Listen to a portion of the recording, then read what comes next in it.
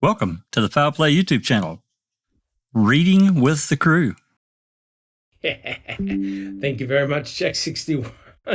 Thank you so much for that introduction, and welcome everyone. Welcome everyone on the panel. It's great to see you here, and welcome everyone in chat.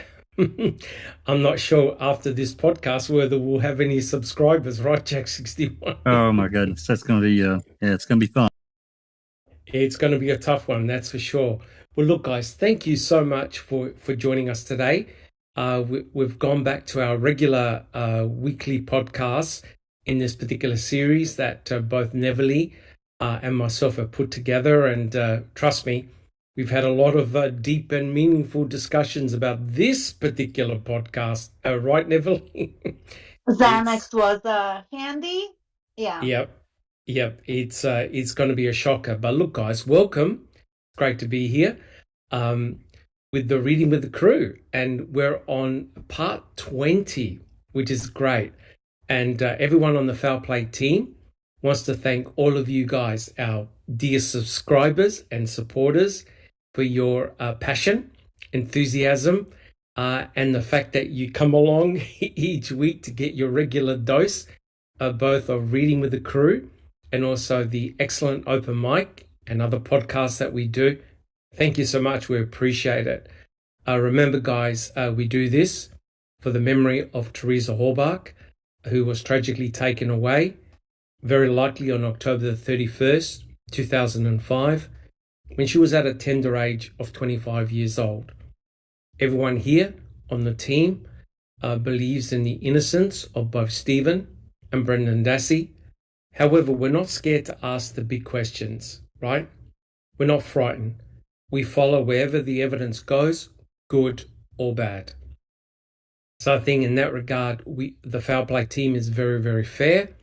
We're not one-sided. We're not blind-eyed. We consider everything and we discuss everything. And we thank you so much, guys, for joining us. Today is a very, very special topic, and it wasn't an easy one to approach and do. And that's chapter 24, called Creepy Kratz. And I'll tell you what, it's amazing, right, Neverly?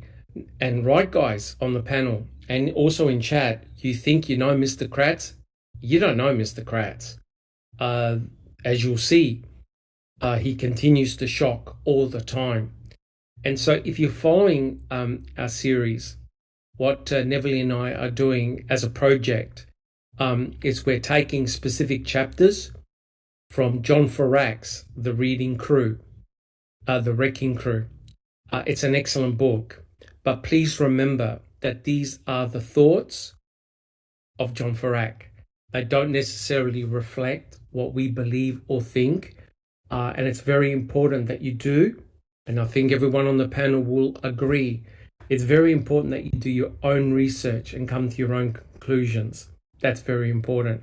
But all of us do consider The Wrecking Crew as an excellent book, especially if you want to learn about the Stephen Avery and Brendan Dassey cases. It really, really is good. Neverly and I, we plan to bring the whole book.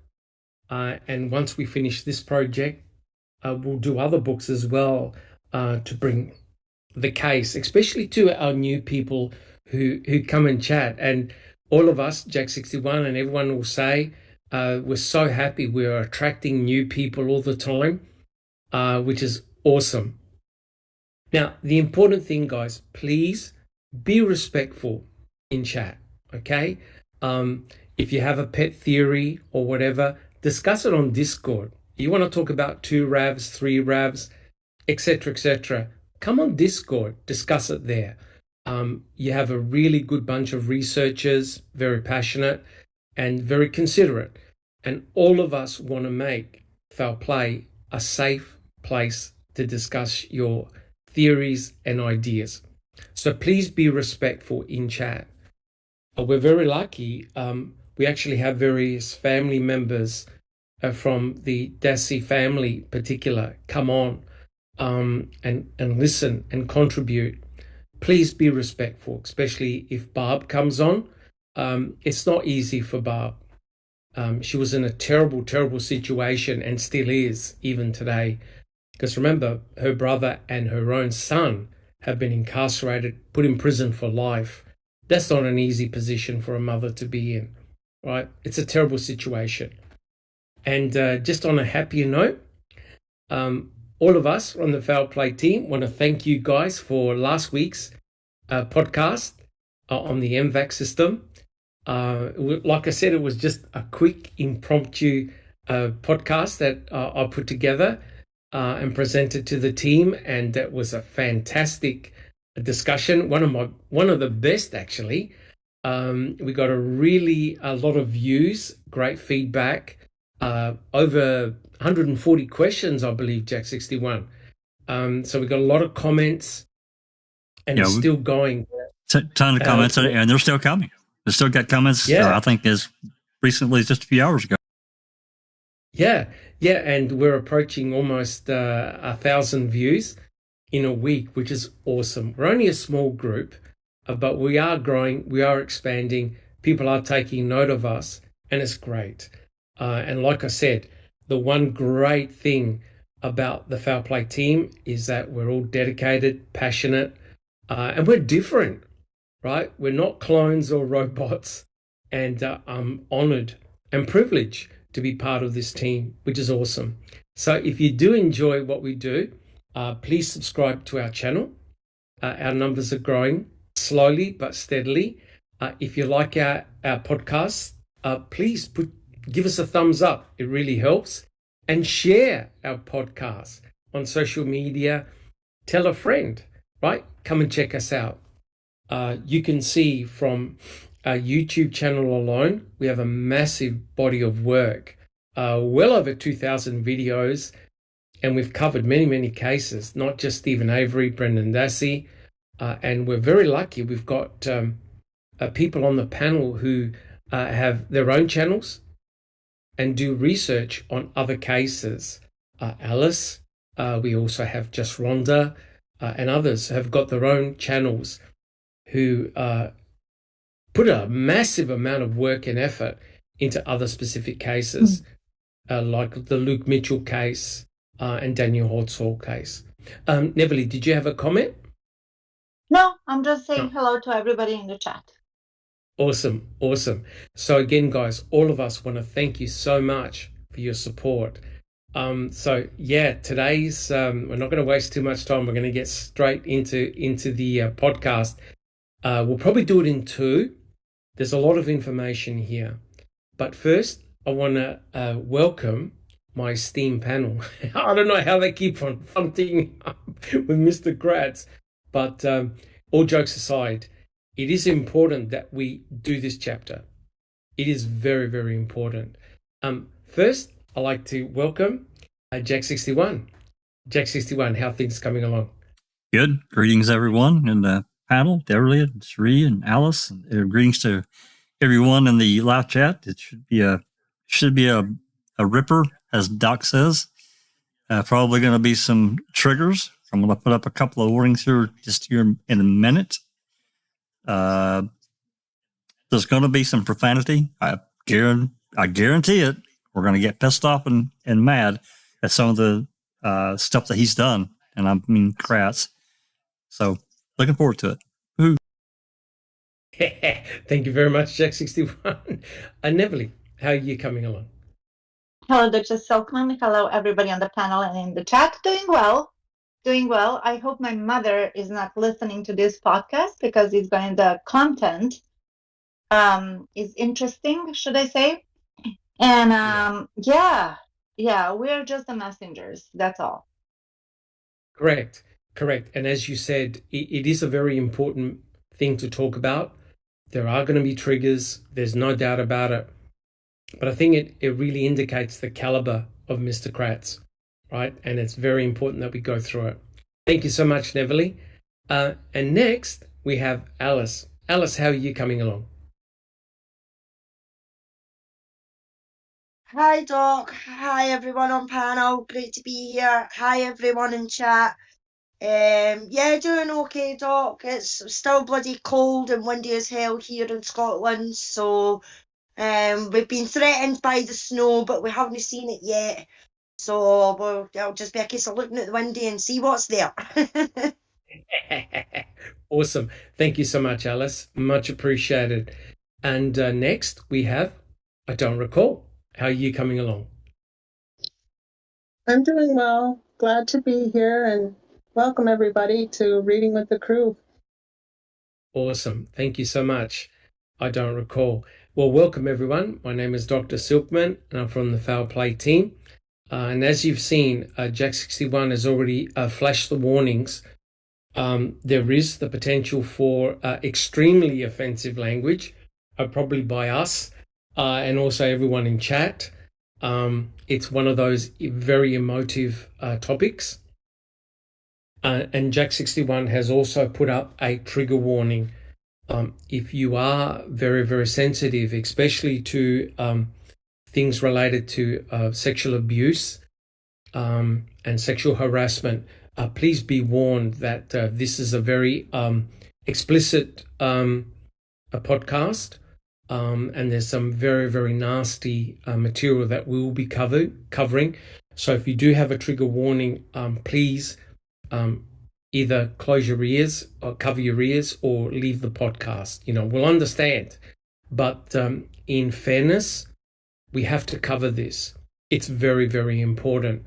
When you consider that Mr. Kratz was part of a panel, a team of special prosecutors that successfully put away Stephen Avery and Brendan Dassey. And remember guys, Mr. Kratz turned this into a personal vendetta especially against Stephen Avery, and he tried to make it as a sex-based crime, right?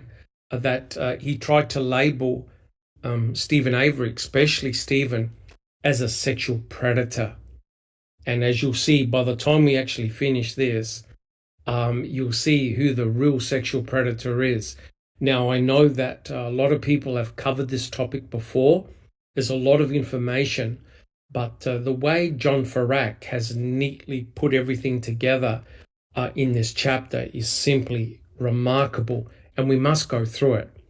And Alice, would you like to call out who's actually joined us in chat? I'm so happy we got somebody in chat.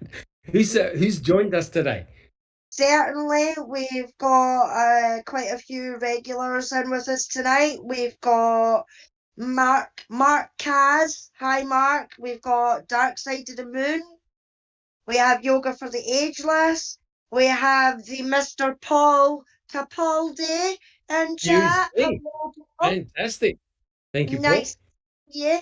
We've got Andy B. We have Graham Moss. We have Maz and Colette. We have Anthony Hills. We've got Cher. We've got Case 10, and I can't promise to keep my hands off Case 10. We also have Gloria. We've got Lovely Neverly. We've got Andy B. Jazz Naz. We've got Mystic Jinx. We've got Nan's Life. I'm just skipping up here to see. We've got JD. We've got Bethany. We've got Ruth. Ruth Robinson, because I know we've got a few Ruths that jump in chat. JD. We've got Carol Cousins. We've got Graham Moss. We've got Hugh Fraser. We have Pete Moss, and I think little Bob. We got little Bob just joined us. Just joined us. See, I scroll away at the top and somebody sneaks in at the bottom. Awesome. Thank you so much, Alice. And again, guys, thank you so much for joining us. Thank God nobody here is addicted, of course. All right. So look, guys, let's start the podcast proper. Again, guys, with all the appropriate warnings. Neville, are you ready to start the show? This is, guys, chapter 24, entitled Creepy Kratz. Whenever you're ready, Neville. Chapter 24, Creepy Kratz. Quote, Dear Governor Jim Doyle, I just want to make you aware of some inappropriate questions that Ken Kratz had asked my 17-year-old daughter when we had an appointment with him in July 2010. My daughter had a relationship with name blacked out, who we found out is a registered sex offender. September 21st, 2010. Okay, so remember that date. Jack 61, if we can have a look at the next slide. Here's the governor, Jim Doyle. And you could see the amount of stress and pressure that's on the governor's face, because he's the one that had to essentially remove Mr. Kratz from office after the scandal, which we're going to be talking about. And, considering it's such a tight-knit community of attorneys and lawyers, etc., something like this would have been extremely embarrassing for a governor. Jack 61. Yeah, this particular passage here on slide 1, if you go to, I think it's Convoluted Brine, is where you can actually read the pretty full account of what this mother was talking about with her daughter and the inappropriate questions that Kratz was asking her. Oh my God. I mean, this girl's Correct. 16. I read it. Yeah. I think it's on Convoluted Brine. It's bad. It's really bad. And I think that I mentioned this in previous podcasts. The scary thing for me is that at the time of that interview, there was Ken Kratz, of course, the mother of the 17-year-old, a minor girl, who was in a relationship with this sex offender. And Kratz also had his assistant, who was a lady, sitting there. So although he checked the box of appropriateness, I think that when a male interviews a female, he needs to have another female. At least that's how it is in the medical field. Because of this process and these potential risks of anything sexual going on, inappropriateness and whatnot. And that lady, if we would interview her, I wonder, A, number one, how many times was he inappropriate? And B, I would ask her, what the hell? Did you complain to somebody yourself? Because she was the witness of all of that. Did she ever say something to somebody? Or was she also scared, intimidated, or maybe fell under the spell of Mr. Kratz? We don't know. Correct. Thank you, Neverly. Jack 61. Yeah, just to add to what Neverly's saying there, this is just my personal feeling because, I've got a 21-year-old daughter right now, and I just think about it. Just, I know people in the audience and probably people here have sons and daughters, and just thinking about someone like Kratz. Of course, we're more informed about who this guy is now, but I think about somebody like this son of a bitch asking these inappropriate questions. And he can check the appropriate as far as he wants. It doesn't matter who's in the room. I don't know. To me, in that situation, just to add to what Nerv was talking about, I personally feel like until some kind of repertoire is built with a child, even a young adult, 17 years old, is moving into young adult, you got to build some trust. So she knows you're not going to screw her over. She's going to be respected. I just don't think those guys that can probably do it, but I think it really needs to start with a woman. And I'm not trying to be sexist or anything like that. I'm just saying from straightforward. Again, I'm not saying the man can't do it. I'm just saying until you build that trust. That's all I want to say. Yep, 100% correct. And, it'll be very interesting to get the comments from the ladies on the panel, and also the ladies that are in chat as well, and also the guys, how you feel about certain things. And this goes back to very, very fundamental cause and core principles of when there is a person, either a male or female, in a position of power, how certain individuals can feel very, very vulnerable.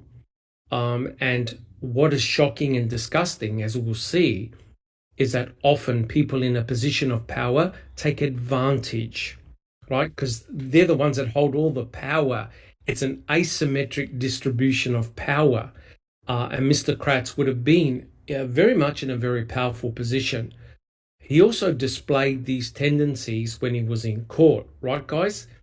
It's that you see the same traits that he displayed during the trials that he did with his victims, his so-called sexual harassment or sexual abuse victims, as we'll discuss. Alice, do you have a comment? Yeah, just to your question about the opinions. If I've not got a daughter, I've got a son, but if I had a daughter, and I don't care whether it was a police, a lawyer, a social worker, if anybody spoke to my daughter the way he asked that young lassie questions, I would be the one that was going to jail because they would have got a slap and a kisser. Yeah. Oh, 100%. absolutely. Absolutely. Yes, 100% And another correct. thing is about Mr. Kratz, pure speculation over here. I am pretty sure that he knows how he comes across, because he started his book with he's a middle-aged, rotund, balding man, Correct. whatever, right? He described himself that way, with that creepy voice, which could be a physical deformity of some sort. Maybe he had a thyroid surgery and they nicked his vocal cords, whatever it is. And we don't want to shame him for that. But overall, when you look at him and when you listen to him, he sounds creepy as fuck.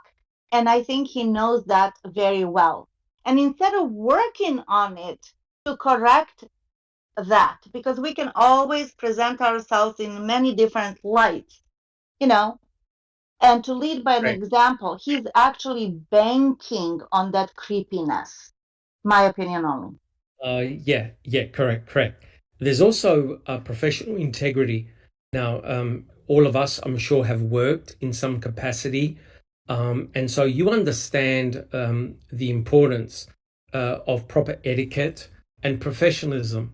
And I was a university academic for a long period of time, where I would tutor, lecture, take practicals to, of course, a mixed class with both males and females.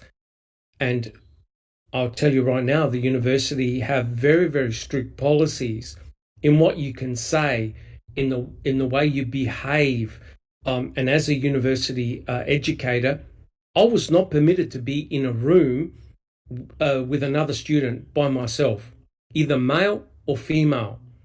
So after I did a tutorial class, if a student had come up to me at the end of the class asking questions, I would have to go to the corridor and talk to the student, male or female, in the presence of others, right? Because there's been cases where staff have overstepped their mark, but there's also been cases where students have overstepped their mark. Absolutely. Right? It works both ways. So if a student accuses a staff member of inappropriate sexual behavior, or you're done. You're finished. Your reputation is gone. And what I want to point out here is that no one saw the red flags that Mr. Kratz was popping up for a long period of time. And I'll tell you right now, in a university, because that's where I worked in a university environment, you will be pulled up to answer questions immediately. So if a student or a staff member puts up a complaint, you're up in front of a panel to explain your actions. With what Mr. Kratz was doing on a continual basis, everyone sat on their hands, right? Jack 61.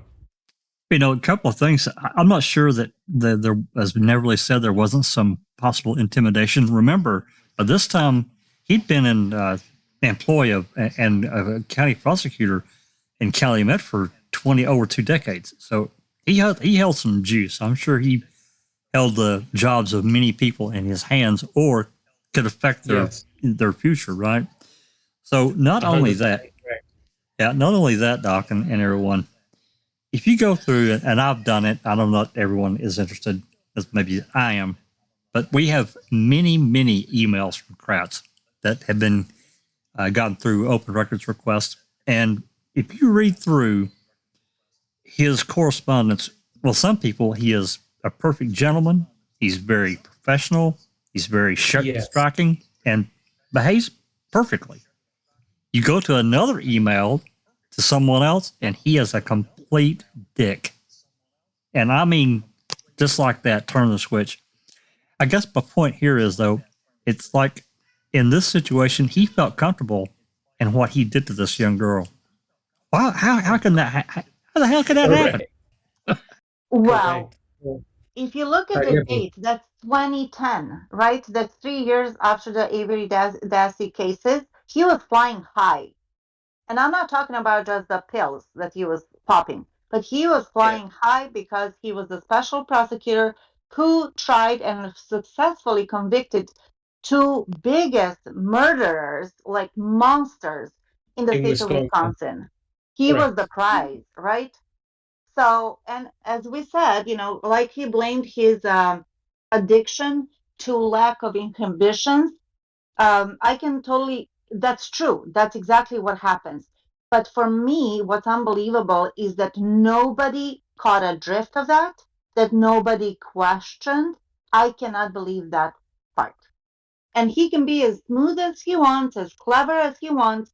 We're talking about politics here. This is not just like one lawyer, insignificant speck in the sea of lawyers.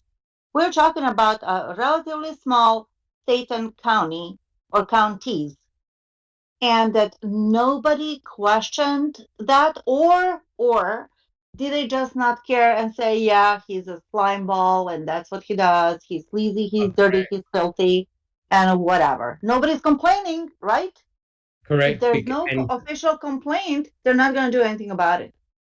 Correct. And I think Paul Capaldi hit upon it. It's an abuse of power and position, right? And if nobody has the gumption to put a stop to that behavior, guess what, guys? That behavior continues, right? Mm-hmm. If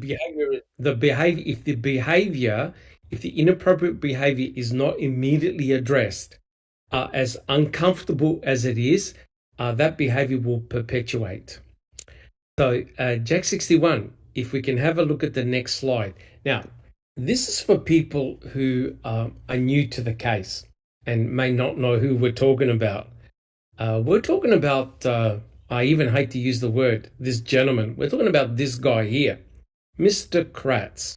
He was the so-called special prosecutor who successfully put both Stephen and Brendan Dassey in prison for life. Now, the Foul Play team has extensively analysed Mr. Kratz's book from cover to cover, and these are his words. Mr. Kratz is a self-confessed narcissist, right? These are words that Mr. Kratz wrote down himself. He got diagnosed with narcissistic personality disorder. He has an addiction to sex. These are his words, his expressions. He has an addiction to sex. He also has basically abused prescription drugs, quite a lot of them. And I think, Neverly, I think you rifled a couple of them off. There was about two or three that he was totally addicted to, right? Vicodin and what was it? A sleeping pill and alcohol. I think that's what he said. Ambien. Yeah. There you go. Sleeping pill is Ambien. Yeah. So he was under a lot of different medications. Now, here's the question I want to pose to my panel, and here's a question that I want to pose to people in chat, right? Would you want to see, if you knew about Mr. Kratz's personality issues and his addictive behaviors, would you want to see him in a courtroom, right, as a prosecuting attorney? Yes or no? Alice, Yes or no? Would you want Mr. Kratz to be a prosecuting attorney in a court of law, knowing that he had all these issues? Alice? Hell no. Thank you. I don't recall. No way. Jack 61. Not a chance in hell. Neverly. Never. Yeah, and for me, that's a big fuck no, right? And the scary thing is, I cannot believe that Mr. Kratz had suddenly, and I don't know if anyone agrees with me, if he has suddenly become a narcissist, had a sex addiction, and was abusing a prescription drugs, right? As a result of the Avery trial. Jack 61. I don't believe it. I've read too much. I do not believe that happened. I believe this is the way he's made.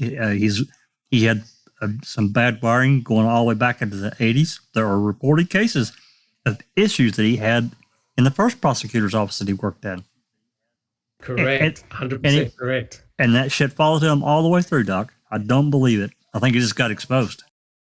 Yeah, he did. He got exposed, and that's the real reason why everything came to a crashing halt, because he got found out, right? And the architect of his own destruction is none other than Mr. Kratz himself. And I remember when he was on a show, I don't know if anyone on the panel or chat remembers, he was on a program with Dr. Phil, and Jerome Buting was there, and he gave subtle hints that, oh no, Mr. Kratz, you were into this sort of shit ages ago, before the Avery trial. And remember when Mr. Kratz said, oh yeah, but that's all gone, it's all been dismissed, it's all under the carpet. Right, Jack 61? Yep, that's right. Right, so quite clearly, Mr. Kratz has had a lot of these issues for a long period of time. And when we think about it, you have to ask the question, should Mr. Kratz had recused himself from the Stephen Avery and Brendan Dassey trials, basically considering Mr. Kratz's personality issues and the fact that he made this a sex-based crime, right? So you wonder whether he made this a personal vendetta against Stephen Avery and Brendan Dassey, and whether he was living in a fantasy world with this particular trial. It's rather perverse and very scary when you think about it. So guys, do we have any comments before we actually start the podcast, the actual reading? Here's my comment, Dr. Silkman. The Yes, silver Deborah. lining of Ken Kratz and him alike, and you said it yourself, they're self-destructive. And eventually things catch up with them. There's only one problem with that, Neverly, and if you've ever had a narcissistic boss, and I have, they leave a trail of destruction. They do. That will affect people for the rest of their lives. And if that's, yes, they do self-implode, but they've left a trail of destruction in which, now I'm telling you right now, I don't think this is just the tip of the iceberg of the people that he's fucked over. And a lot of people are terrified to come forward. Alice, do you have a comment? It's actually Yoga for the Ageless in chat says, if he is willing to display unethical behaviour outside of court, then inside the court he could not be trusted with evidence. I 100% agree. And look, guys, we've seen the trial. The foul play team has read the entire case, all the testimonies. And you could tell every time Mr. Kratz got really, really hyper excited, right? And really, cried like a 2-year-old in front of the judge. Remember the voicemails, right? Remember the voicemails when Buting wanted to know what the contents of those voicemails were and why they were deleted. And Mr. Kratz jumped up in the air and said, hey, Judge, this is looking like a, third-party suspect. And remember what he said to the judge. He said, what's finding out about the voicemails have anything to do with finding out who murdered Teresa Hallbach, right? The moment Mr. Kratz said that, you knew that the fix was in. Kratz did not want to disclose what were on those voicemails, right? And if you've been following the Alex Murdaugh trial, I have every day, what you'll find is the contents of the telephone conversations, the texting, all of those have come into play and are critical, right? They're critical in nailing Alex for murdering his son and his wife. Yet Mr. Kratz did not want to go anywhere near those voicemail messages. Jack 61. Yeah, remember, well, I'm sure we'll remember, and probably some in chat, but when the manager for the Singular store that was nearby, she was very knowledgeable. Yes.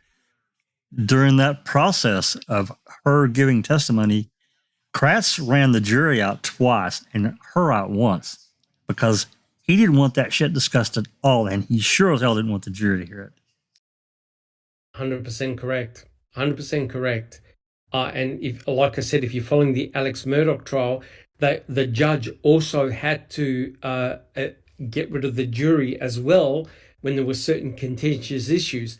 But the big difference is this: the judge in that trial is in control, and he doesn't care. Harpoonian and all those other high-flying attorneys, he doesn't care.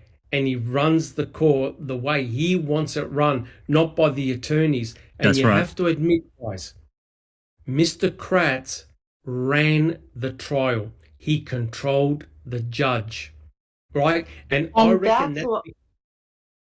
I was going to say, Neville, and that's because of his personality, his addictive personality, Neville. Absolutely, Dr. Silkman.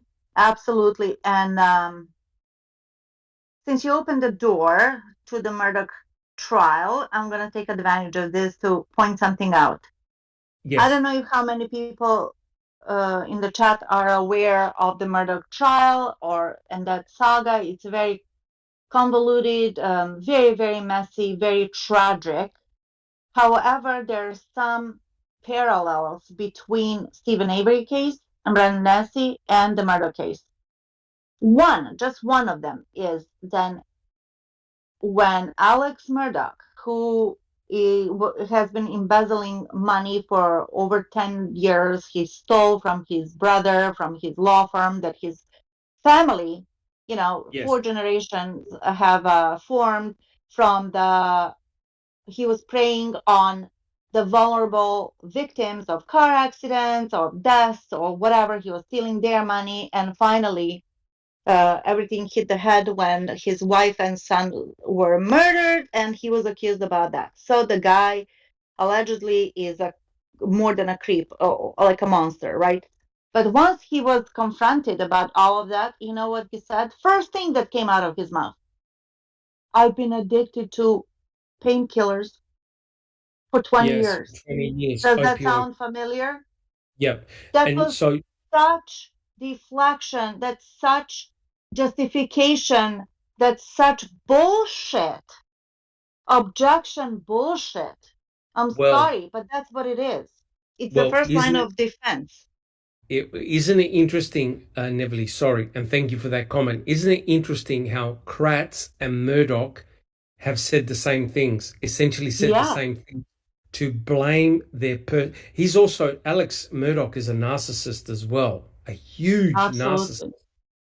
The parallels between the two, I'm not accusing Mr. Kratz of murdering anybody, but it's interesting that they exactly the same excuses for their behavior was used by both men, right? Like a playbook. Well, yes, it is. Well, look, guys, let's start the podcast proper. Neville, are you ready? Yes, sir. And again, please, guys, trigger warning coming up. A little trigger or a big trigger? Lots of triggers. Okay. The jury that convicted Avery of murder in 2007 was led to believe the Manitoba County defendant was a sexual deviant monster. In reality, Special Prosecutor Ken Kratz, the man who convicted Avery, was the real sexual monster in the courtroom, based on a 143-page investigative file compiled in 2010 by the Wisconsin Department of Justice, DCI.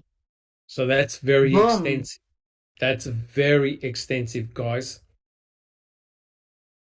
For background, Kratz became licensed to practice law in Wisconsin in 1985. He worked as an assistant district attorney in La Crosse before being appointed as the Calumet County District Attorney in 1992. He would remain in that position until his forced resignation under personally humiliating circumstances in October 2010. 2 months after that letter was sent to Governor Doyle. Yes. When Kratz was in his 50s, he appeared to be sexually aroused by teenagers, the DCI reports show. On our meeting with Ken, he had asked my daughter the following questions. Keep in mind, these are not word for word. Who would usually take off your clothes before sex? Referring to my daughter. Do you know what ejaculate means? Would he usually ejaculate in you or out? About how long did the sex last? Then he proceeded to ask about other sex acts, oral sex, and then he asked her those questions. Mouth to penis, mouth to vagina, and etc. At the time these questions were going on, I did not feel these were appropriate as she is a victim of a sex offender, and I thought it was the DA's job to make this as painless as possible for the victim. My client advocate was in the room also, and we discussed this after we left. She felt the same way I did about his questioning. This was before the preliminary hearing, and we don't even know if this will go to trial. Some of those questions I would have a hard time believing a defense attorney would even ask a victim. Yeah, that guys, I don't know if we want to have any comments or we got any questions, but it's beyond comprehension. Yes. It's beyond comprehension. Jack 61. It's reprehensible for him to question her that way. He just met her, number one. Again, this trust thing, I think personally, is just as a human, and knowing that this child has been through some pretty rough stuff with, this offender, for him to, it's just wrong. There's just no other word for it. It's reprehensible for him to do that. And he, it just, again, I know that it probably wasn't word for word, but again, under what context would he do that and make her feel in any way less than creeped the hell out? Because I'm telling you, as a dad, I probably would have hit him. I'd probably be in jail. I'm not kidding.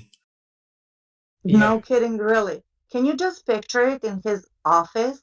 He's sitting on his desk, swaying back and forth on his swivel chair, probably chewing on his glasses or a pencil or something like that, and in that creepy, soft voice asking these questions. It's like from a horror movie. Just made me start to sweat. I'm telling you, it's like from a horror movie. Hearing that description, it's frightening. And we've heard Mr. Kratz talk to other people and give interviews when he uses that real creepy falsetto voice. Yes. And it's scary. And I'm telling you right now, if you're in this girl's position here and you've got an older male asking you all these intimate and personal questions, you will be feeling terrible, right? You'll be feeling very, very intimidated, right? And it reminds me very much, right, guys, of what Fassbender and Wiegert did to Jodie Stokowski by asking all these intimate questions of her about her sexual history with Stephen Avery. And these guys had no shame, no problems at all asking those questions, right, guys? Right. Went Jack after her. 61. Yeah, went after her time and time again. Over 20 times they went after her. 100%. And Everly. Has anyone seen the trilogy, The Girl with the Dragon Tattoo? I think I've seen one of them. Yeah, I think Okay. I've seen one. I think I've seen one. You're Yeah, trying to say there's that one of two those versions. One characters is is Brad? Swedish and one is American. Yes. Yeah. So in that movie, it's depicted literally, I'm talking about as if they transposed what happened with this, let's say, this girl or many other victims of Ken Kratz into this movie. Watch it. It's disturbing. No kids allowed. Trigger warning, but it's a one hell of a good movie. Yes. Yes, I have seen that film, and oh my God, yes, that guy got justice. But oh my God, Yes, if he you, did. it is very, very disturbing, and a lot of trigger warnings for sure. A lot, Um, a lot. yeah, and Nonetheless, it's a good movie. I'm sorry. Ruth said that she got triggered. I'm very, very sorry. But we feel here at the Foul Play team, we got to do it. We just got to reveal who this We cannot monster is. skip over this. We gotta go through Put it. it under the carpet. This guy really is a monster. And what he got away with, and still likely is getting away with, is phenomenal. Neverly, would you like to continue? Sure. The parent informed the Wisconsin governor that she now has a good idea why Kratz asked her 17-year-old daughter such lurid questions. Quote, I felt he violated and further victimized my daughter by getting some sick enjoyment out of the answer she gave to his questions. I also felt he was no better than the guy he's trying to put behind bars as a repeat sex offender. I would hope you would remove him from office so that he will not be able to abuse his powers and further victimize anyone else. As my daughter is under age of 18, I would appreciate if you would not use my name in any press reports as to protect her privacy. End of quote. Yeah, no, that's pretty damning, right? For a mother And good to for write, her. for a mother to write something like that against someone like Mr. Kratz, whose name was all over the papers, etc., for prosecuting both Brendan and Stephen, This is bravery, actually. This is what being brave is. This parent who went basically against a giant, because at the time he was a giant, as sick as that sounds, he was. Yep, 100% correct. And a lot of people in Kratz's position who have done this to others, it takes bravery to out them, right? It really does. And in Australia, we also have sexual harassment, sexual abuse cases. And it's very hard for the victim and victims to come forward, right? Because you could imagine going in front of a trial where you've got the defense attorneys totally trying to destroy your credibility and make it look as though you are at fault, not the perpetrator. And so a lot of women and men who've been in this situation never come forward. They're too embarrassed. Well, as they say, not only embarrassed, Dr. Silkman, but when you decide to unmask a narcissist, you better have an exit plan. You better have a strategy how you're going to dodge the wrath of them. Oh, correct. Like I said, I'm not going to talk about it too much here because it's something that happened at the university that I worked at. It involved my ex-boss, who was in a very, very powerful position. And let's just say that he got justice for what happened. And it took a lot of bravery for the women to come forward. And, like I said, it's so much harder when someone is in a position of power, authority. It's so much harder to bring them down. It's the tall poppy syndrome, right? it's extremely hard. And Mr. Kratz knew that he was in a position of power, privilege, etc., etc. Jack 61. I don't know if I've said this before. I think maybe I did a long time ago, but talking about having a boss that's a narcissist, extreme arrogance, and I did have one. I've had several that were pretty bad, but this one took the cake. And this was back in the late 90s, early 2000s when I worked at a facility in Asheville, North Carolina. And it was a large company, but they transferred this guy. Our plant manager that was there got to get pretty sick, but I mean, he survived, but he really had to take a less demanding role. Anyway, they brought this guy in. You're talking about extreme arrogance, and guess where he was from? I'll just tell you, he was from Menasha, Wisconsin. He was from Menasha, Wisconsin, which is 15, 20 miles from Appleton, which is an hour away from that whole area. That's where he was from. I'm not kidding. Jeepers. Yeah. And it really is very bad. But like I said, eventually they pay the price, but it's the price paid by the victims. And even further shame should be on those people who saw the red flags but never did anything about it. And I know there are comments, you're right. It happens in the clergy all the time, where people are protected, secreted away, and there is, as people have said in chat, victim blaming, right? You try and turn the table and you blame the victim. Oh, you were dressed inappropriately. Oh, remember what Mr. Kratz said, all right? And we'll read about it. Oh, I thought she was coming on to me. Basically victim shaming, and you think to yourself, you bastard, why don't you take some responsibility here? But narcissists like that, as Neverly will allude to, they can't help themselves, right? No, that's no. part of That's their MO. That's part of their MO. Blaming. Yeah, exactly. Correct. Neverly, shall we continue reading? Sure. Ken Kratz's recurring and alarming conduct predated Avery's arrest for Teresa's murder back in 2005, though Kratz's misbehavior intensified after the Avery case because he wanted to portray himself as if a famous sex symbol. Oh, God. Just whatever. If Kratz had worked as the local high school janitor or garbage truck driver, it's probably less likely that his constant creepy behavior would have been tolerated. But in a small Wisconsin town like Chilton, Kratz was somebody.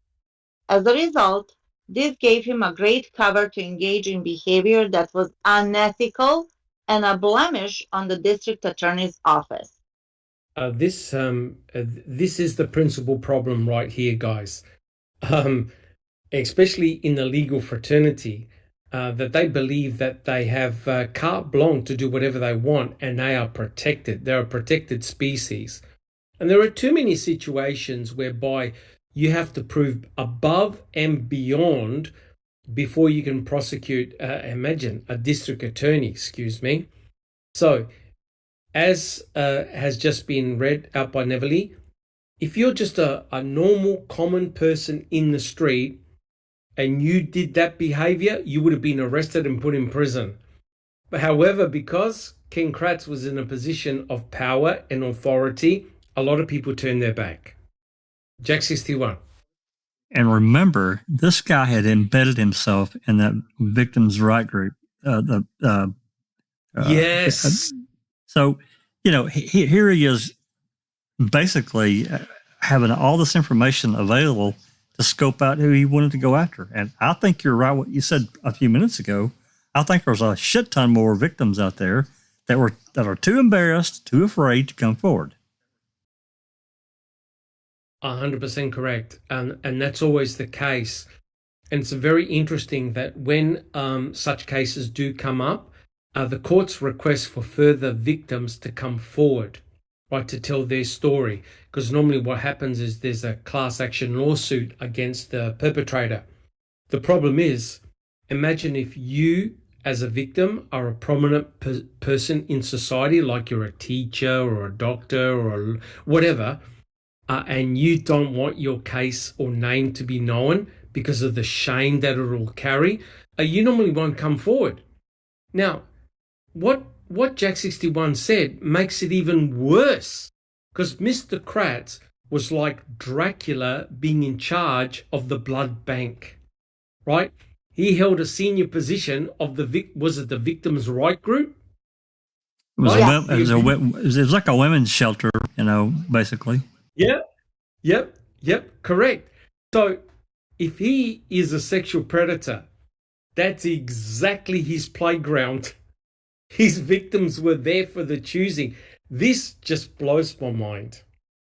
Well, how's this different than priests doing their misdeeds?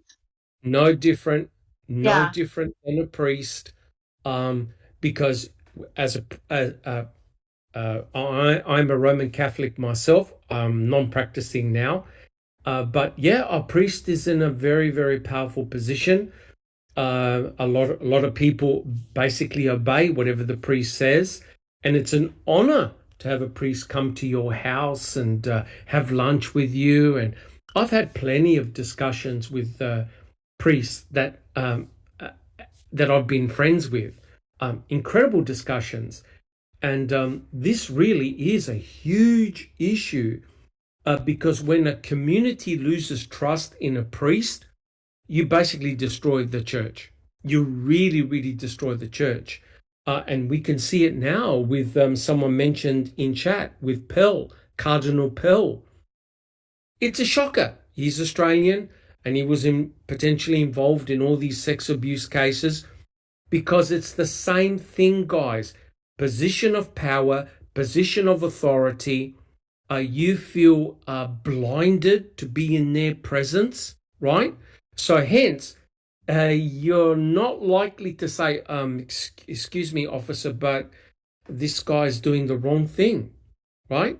And so they can get away with that behavior all the time, right? Now, Neverly, before you continue, guys, there is a trigger warning coming up. Neverly, would you like to continue reading, please? Sure. One woman interviewed by the Wisconsin Department of Justice in 2010 told special agents how she, quote, first met Kratz 5 years ago when she got in trouble for shoplifting. Kratz was the DA on her case and he charged it out. She said Kratz never did anything inappropriate to her at that time. Then in 2009, Kratz called a woman on her cell phone. The woman told investigators she has no idea how Kratz had her phone number. Kratz told her that he and his wife were getting a divorce and he wanted to talk to her about things. After that call, Kratz visited the vulnerable woman at her apartment. He told her that he knew everything about her, and if she did not listen to him, he could get her jammed up. Kratz we've heard those words before. Yeah, heard that exactly. Deedring? Yeah. When talking to Bobby. Yep. Kratz talked about how he was into bondage. He said he ties women up, they listen to him, and he's in control. She said he instructed her to give him a blowjob, and she did. Now, before you go on, what are the main elements of the Teresa Hallbart case? That she was tied up in a bed and raped, right? And look at what Mr. Kratz is doing himself. Exactly. Trigger warning coming up, guys. Mm-hmm. Just that press conference that he did, it was so fluid coming out of his nasty mouth. Yep. Too comfortable. The woman was afraid, but she went ahead and performed a sex act upon the district attorney of Calumet County. He had said that he knew everything about her and she did not know what that meant. Kratz had such seniority over her, and it was said she had not done anything in Calumet County other than the shoplifting 5 years prior. She did not know what Kratz meant. She did not want to take the chance. How about intimidation? Is Yeah. that what we call it? Yep. Intimidation. Mm-hmm. The woman later told the Wisconsin DOJ that the blowjob happened on her couch and she was bent over Kratz. She said Kratz held her hands behind her back. She stated that Kratz was very strong. The woman told the special agents while Kratz was still at her apartment, she went to the bathroom and puked. After Kratz left, she puked her brains out and stayed in bed for about a week. She stated that she had been raped when she was 16 and said this felt a lot like it. Now, talk about a massive trigger for this poor lady, which is, this is your worst nightmare. On the day of the sexual tryst, Kratz showed up wearing one of his finest gray suits. When he got to the woman's apartment, he also told her to close the blinds. Kratz talked about being submissive and being dominant. He said that the man was dominant and would tell the woman what to do, and he asked if she would be willing to be submissive to him. She told Kratz she did not think she would be good at being submissive because she talks a lot.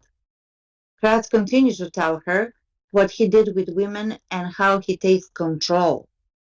He said the women have to listen to him or he hits them. Kratz spoke about a room he has where he ties women up. Kratz called the room something specific, but she did not recall what he called it. Now, again, wow. This cannot be coincidental, guys. Right? What was the March 2nd press conference all about, Jack 61? Yes. This very, very thing. I'm telling you right now, this was a sexual turn-on for Mr. Kratz. Jack 61. Reenactment. Yep. Absolutely. I was going to say, yeah, and I'm trying to find this, try to find the name of this women's thing that he was over. I just think about, she said it here. She felt, she'd been assaulted when she was a kid, and this felt a lot like it. I'm sure it did. She's trapped. She's afraid of this guy. Why wouldn't she be? He's freaking prosecutor of the county. But he's like 30 years older than her. And he's got things over her. So notice the penchant for younger, much younger women that he wanted to control. And notice the age of Teresa Horbach when she was tragically taken. She was a young 25-year-old woman. And who is Mr. Kratz mainly preying upon? Young women. And what's Teresa Horbach, aka this little girl. This little girl, right? And what is important here, guys, is that Kratz displayed this behavior before the Avery case, right? Mr. Kratz didn't suddenly display this type of behavior after the Avery case. It enhanced after the Avery case. Alice, you've been very quiet. I'm very worried. Are you smashing furniture at your house at the moment? Do you have any comments? I think the Calamity Jane, inner Calamity Jane is going to come out. I'm just being sick in a bucket. Quite a few times. He is a vile, disgusting, fat, sweaty bastard who shouldn't be anywhere near a fucking courtroom or any woman whatsoever. He is. Oh, I just can't. He's just a predator. There is no way to describe this man anymore. I mean, we've called him everything under the sun. But then even that isn't worse than what this man actually is. And you're right, Doc. The people that sat back and watched this and let this happen, because you're guaranteed there was rumours going about that DA's office Yes. and courtrooms and everything like Yes. that, you know what I mean? And in my opinion, the ones that kept their fucking mouth shut are just Yep. as bad as what she fucking is. Because they never came forward. If they'd have came forward before all this happened, then maybe fucking Ken Kratz wouldn't have been on Stephen and Brendan's case, because he would have been disbarred for unethical fucking misconduct. You know, it is vile, it is disgusting, and I'm going to mute because I think I'm going to be sick again. Thank you very much, Alice. You're 100%. Before I get on to Jack 61, I could tell you from personal experience, I saw it firsthand where I worked, and the senior people kept their mouth shut for a long period of time until 20 years later, this particular person got justice. And I'm telling you, he had a very, very senior position, powerful position at the university where I worked. And the sad thing is, those that were in the know, and as Alice said, the rumors, innuendos, they did nothing about it. Nothing. And that Was he means also sitting on the chair of some volunteer work or whatever, some altruistic cause? oh yeah, don't worry, I'm not going to mention any Right. names here because I don't Yeah. want to get into trouble. But yeah, if you just check out Adelaide University and people that were suddenly fired, you get to know who this individual is, and he was my boss for a long period of time. And yeah, it did my head in, and it's shocking. And so Alice is 100% correct. The people that knew about this behavior, and look, guys, this has analogies to Kasarik and Vogel, who were told point blank, you got the wrong guy. You got the wrong guy. And they just put their hands over their ears and said, no, we don't. We got the right guy. So it's the inaction of a lot of people that led to all the downstream shit that we see today. Jack 61. Yeah, I found that here. This is just a part of the letter that Kratz drafted of his self-reporting, which is bullshit. He was caught. He knew he was caught. He knew that the governor was going to fire him if he didn't resign. But I want to read just a little bit. It's certainly not all of it. Yes, please.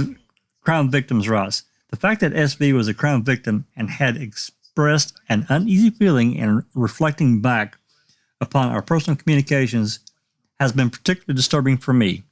Since 1998, again, this is October of 2010, so he's been there for 12 years. Yeah. Since 1998, I have served as chairman of the Wisconsin Crime Victims' Right Board. That's basically, I don't want to get us all sidetracked here. And I'll link this specifically in the description since I've read from it. But I definitely would recommend anyone that's interested in who this guy is, they read through these scandal links. They're just, oh my God. Oh, correct. And you know, you hit the nail on the head, guys. And that is when he's actually trying to justify and also downplay what he did. And this is something that you consistently see all the time. And like I said, and Neville will back me up, if you follow the Alex Murdoch trial, it's exactly the same thing, where Harpoonian was actually speaking to one of the victims. His mother, who was a caretaker in the Murdoch household, allegedly fell down the stairs and died. And Harpoonian was questioning the son. Oh, but you know, did my client pay you any of the $4 million plus that he owe you? No. But didn't another attorney get you $6 million and you got even extra than what you originally were claiming for? So in other words, Harpoonian was actually sticking up for his scumbag client who defrauded the young boy, the two brothers, of $1. And Alex Murdoch pocketed all the proceeds that should have gone to the victims, the family of the victim, right? That's how this guy operated. And Mr. Kratz just did exactly the same thing. Oh, but I've been on a board. I look after these people. Bullshit. He was like a wolf circling a pack of sheep ready to strike the next victim. Jack 61, am I right or what? You are exactly right, Doc. This guy, he, like I said, he embedded himself into this place because he knew that he could scope out. I mean, he ended up with all her information. She didn't give it to him. So he's taking steps behind her back. He had the authority, I'm sure, to whatever and find out who she was 4 years later. Jack 61, do you realize that when I was in an academic position, we have a system whereby we can look up records of students, their home address, their phone number, email address, and it's logged. It is logged. Yeah, absolutely. Every time me, who has a legitimate right to look up all this information, it is logged. And if the university goes, excuse me, doctor, but why are you checking this and this and this and this, right?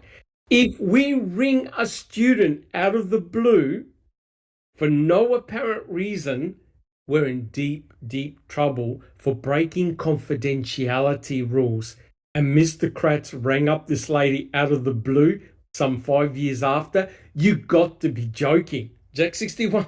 Yeah, I mean, even in the position that I was in, I wouldn't necessarily call that a lowly position, but I was a line supervisor, manufacturing supervisor. It was for many years. And I was entrusted with, a lot of personal information. Even I had to sign ethical, legally binding paperwork over this kind of stuff. This exact thing right here. Personal information. Not calling someone without a legitimate reason. You just couldn't do it. You could not do it. And yet Mr. Kratz, it was like a telephone to his black book. His own personal black book. Who was he going to pick on this time? It's a shocker. Alice, did you have a comment?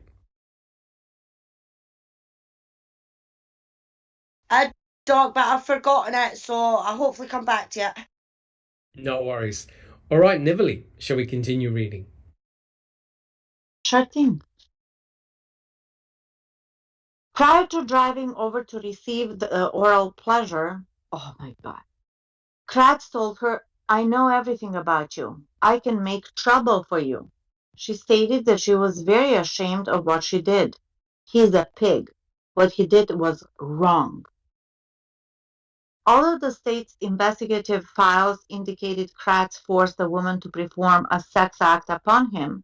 The state of Wisconsin had no interest in making Kratz into a criminal. He was not about to be branded as a sexual criminal or a rapist. There you go. That is an extremely important comment. He just got a free pass. He got a get out of jail free pass, right, guys? Right. Yet Brandon Dassey, the 16-year-old who had nothing to do with poor Teresa's disappearance, is sitting in jail for life. The fact that he has a chance of a parole doesn't mean that he's going to get it. And he's probably, he was a virgin at the time, and he had to register as a sexual predator. So go figure. That's 100% correct. Jack 61. Yep, Jack 61. Just thinking about Brendan's case and everything that Kratz and Fallon, especially Kratz, said, think about the press conference of how he described this horrific story of what Brendan allegedly did. All this coerced and twisted bullshit that came out of his mouth. I can just imagine this guy sitting at the table and raising it up because of the wood he got, thinking about this. Hey, look, I don't give a shit what people do in their bedroom. I just don't want to. As long as it's consensual, I don't care. But this is not what we have here. It's exactly opposite of that. He demanded things his way, and it was an abusive and domineering kind of thing. I just think about what he said during that press conference and him probably being excited about it, if you know what I mean. I think he was. I think he actually absolutely was. Yeah, This that was wasn't a pencil in his pocket. No, it wasn't a pencil in his pocket. And Exactly. I'll tell you what, the problem is that this clouded his judgment, because this was Kratz's fantasy, not reality, not what was really happening. If these guys were on the ball and they used their common sense, they would have realized that what Brendan was telling them was absolute garbage. But unfortunately, because Mr. Kratz, the prosecuting attorney, was into this shit, into bondage, discipline, control, this was his fantasy. This was his ultimate trial. Thrill. He was living, it was like a thrill. 100% correct, Emily. This was a real life thrill for him. And he couldn't wait to get involved in the trial, right? And, you know, he let it slip. He called Teresa Orbach this little girl.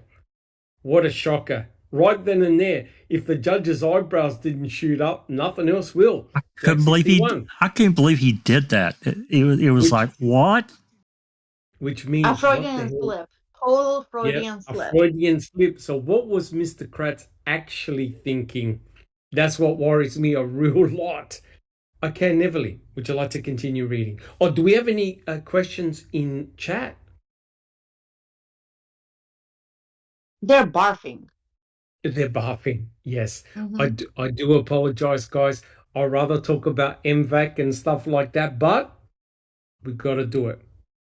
As unpleasant as it is. They're just saying that how much of a shitbag he is. He's a predator, should be in jail. His bullshit, what he done to Brendan. They're going on about Jimmy Savile, about how he's just as bad as Jimmy Savile, who got away with molesting kids and everything like that for years and years and years. I don't know if a lot of you know who Jimmy Savile was. He was a UK presenter, did a lot for charity and everything like that, but that also gave him the ends to get to these young children. And I mean, he used to do a program called Jim Will Fix It, and he would get young people would write into him, get them get their mum and dad to meet their favourite pop star, or to have a dream of their own, you know, to be a fireman for the day, or something like that. I mean, I even wrote into him to get my dad to fight Frank Bruno. You know, so a lot of them in chat are just saying that he's a creep. Shouldn't be anywhere near a courtroom and things like that. So and thank you very much, Alice, and we welcome Mark Hoddenot. Thank you, Mark, a fellow Australian, a very passionate guys, and I did a few podcasts with Mark, and a lovely guy. And Mark, you're always welcome to come and join us for a chat on the Foul Play team. If you like, one day, just come along. Be great to get your wisdom, and because you talk with Stephen, and we all appreciate the work that you do. And we also welcome Serena as well. Alice, do you have another comment? No, Doc, I was just going to go down the list. We've got Natural Loco, who's joined us as well. Awesome. And we've got Victor Davis. Hi, Victor. Nice to see you. Great to have you here. Under Your Scars has joined us as well.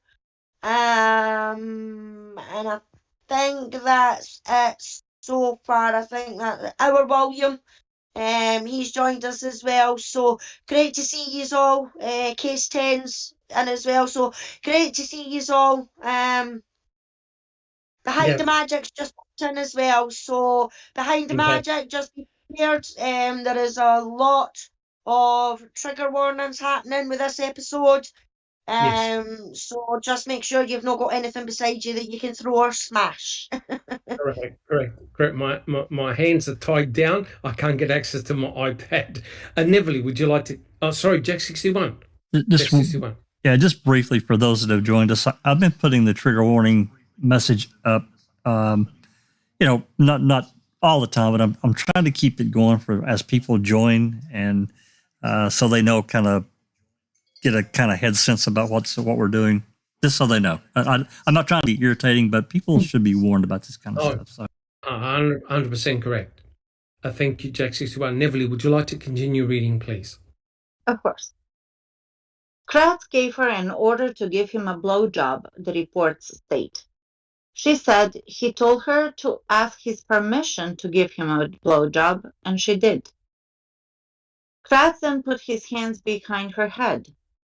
She had to unzip Kratz's pants. She said he gave her instructions and told her what to do the whole time. She said she had never known what the term crack whore meant until then, but that is what she felt like. On that occasion, Kratz also indulged himself in plethora of alcoholic beverages, pounding down beer after beer before driving himself home.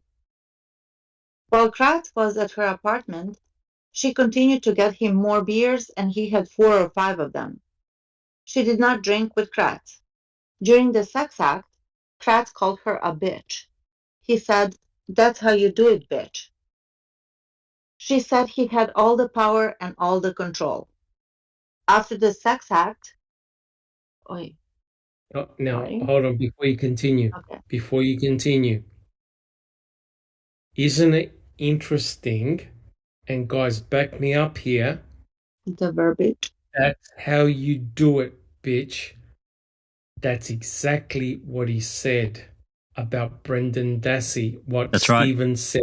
That's Brendan, right. 100%.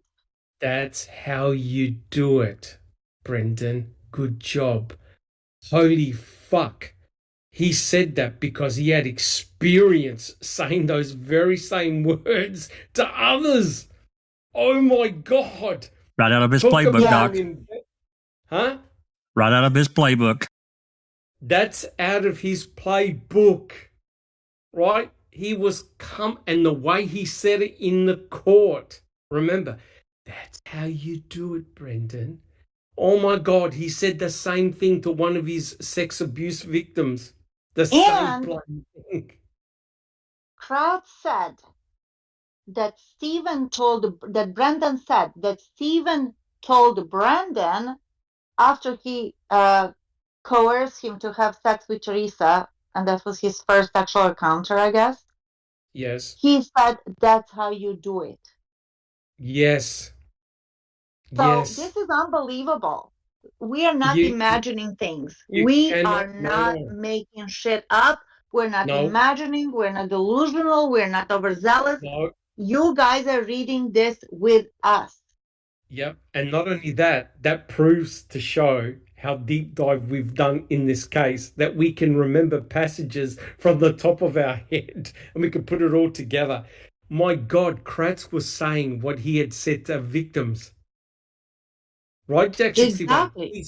He repeated the same bloody words. That's why I say he didn't just wake up in 2007, 2008 and say, "Well, I'm going to be I'm going to be an asshole and be domineering." No way. No way. And did you guys notice that during the press conference, how he never looked at his notes? He played it all in his head. That's right. Correct. Played in your head, Brandon. Yep. I think he was replaying a scenario he has done with some of these people. Reenactment, exactly. Yep. All right, Neville, would you like to continue? Yes. Hold on just 1 second, please. After the sex act, Kratz stayed at the apartment and drank 3 more beers. He asked how she felt about being submissive, and she said that she could not do it. Kratz also talked about his wife and how she did not want to be with him anymore. Anybody surprised about that? Yeah, shocker. Is this wife number 2 or 3 at this time? 2, I think, because she hooked up with the neighbor down the road, and he had more to offer. That's all I got. That's right. He said that, yes. Correct. The woman told state investigators how he had grabbed her boobs and pulled her hair. She said Kratz touched her breasts under her clothing, and she was a fool to have let him in. There was also something else the woman recalled. It involved money. When Kratz left her apartment that night, he left $75 on the kitchen counter. She did not see the money until after Kratz left. She believed the money was given to her for what she did. When she was not answering Kratz's phone calls, he asked if she wanted to give the money back to him. Kratz became angry about the money, stating that it was a lot of money and wanting it back. In the end, the woman donated $75 to a local church. Wow. Oh, it is simply reprehensible. A creep and a cheap. Yeah. Yeah, but not only that. Remember what the accusation was of Brendan Dassey. The accusation was that the prosecuting attorneys were saying that Stephen stole money, remember guys, from Teresa's purse and paid Brendan. And oh my gosh, yes. Yeah, I remember that. This incredible about the money for the sex act. And it's almost like the analogy is that Stephen paid Brendan for his services. He performed the sex act on Teresa, and he rewarded Brendan by giving Teresa's money to him. Oh my! You can't make this shit up. You can't make it up. Jack 61. Yeah, it's also like he's trying in his mind. Maybe he thought this because he's bitching about it now, but it's like almost in his mind.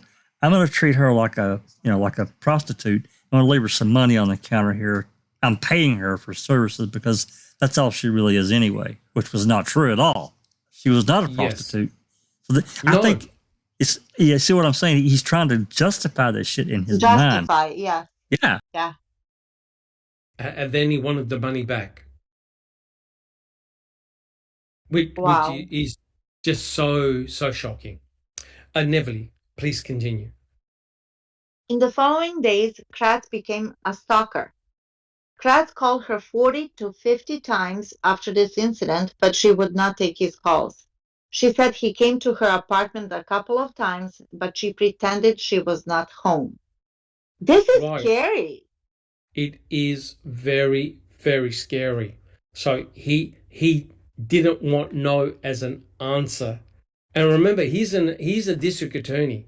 He knows what the laws are, what the rules are, and he was actively stalking her by phoning her and showing up at her apartment all the time. It's simply unbelievable behavior.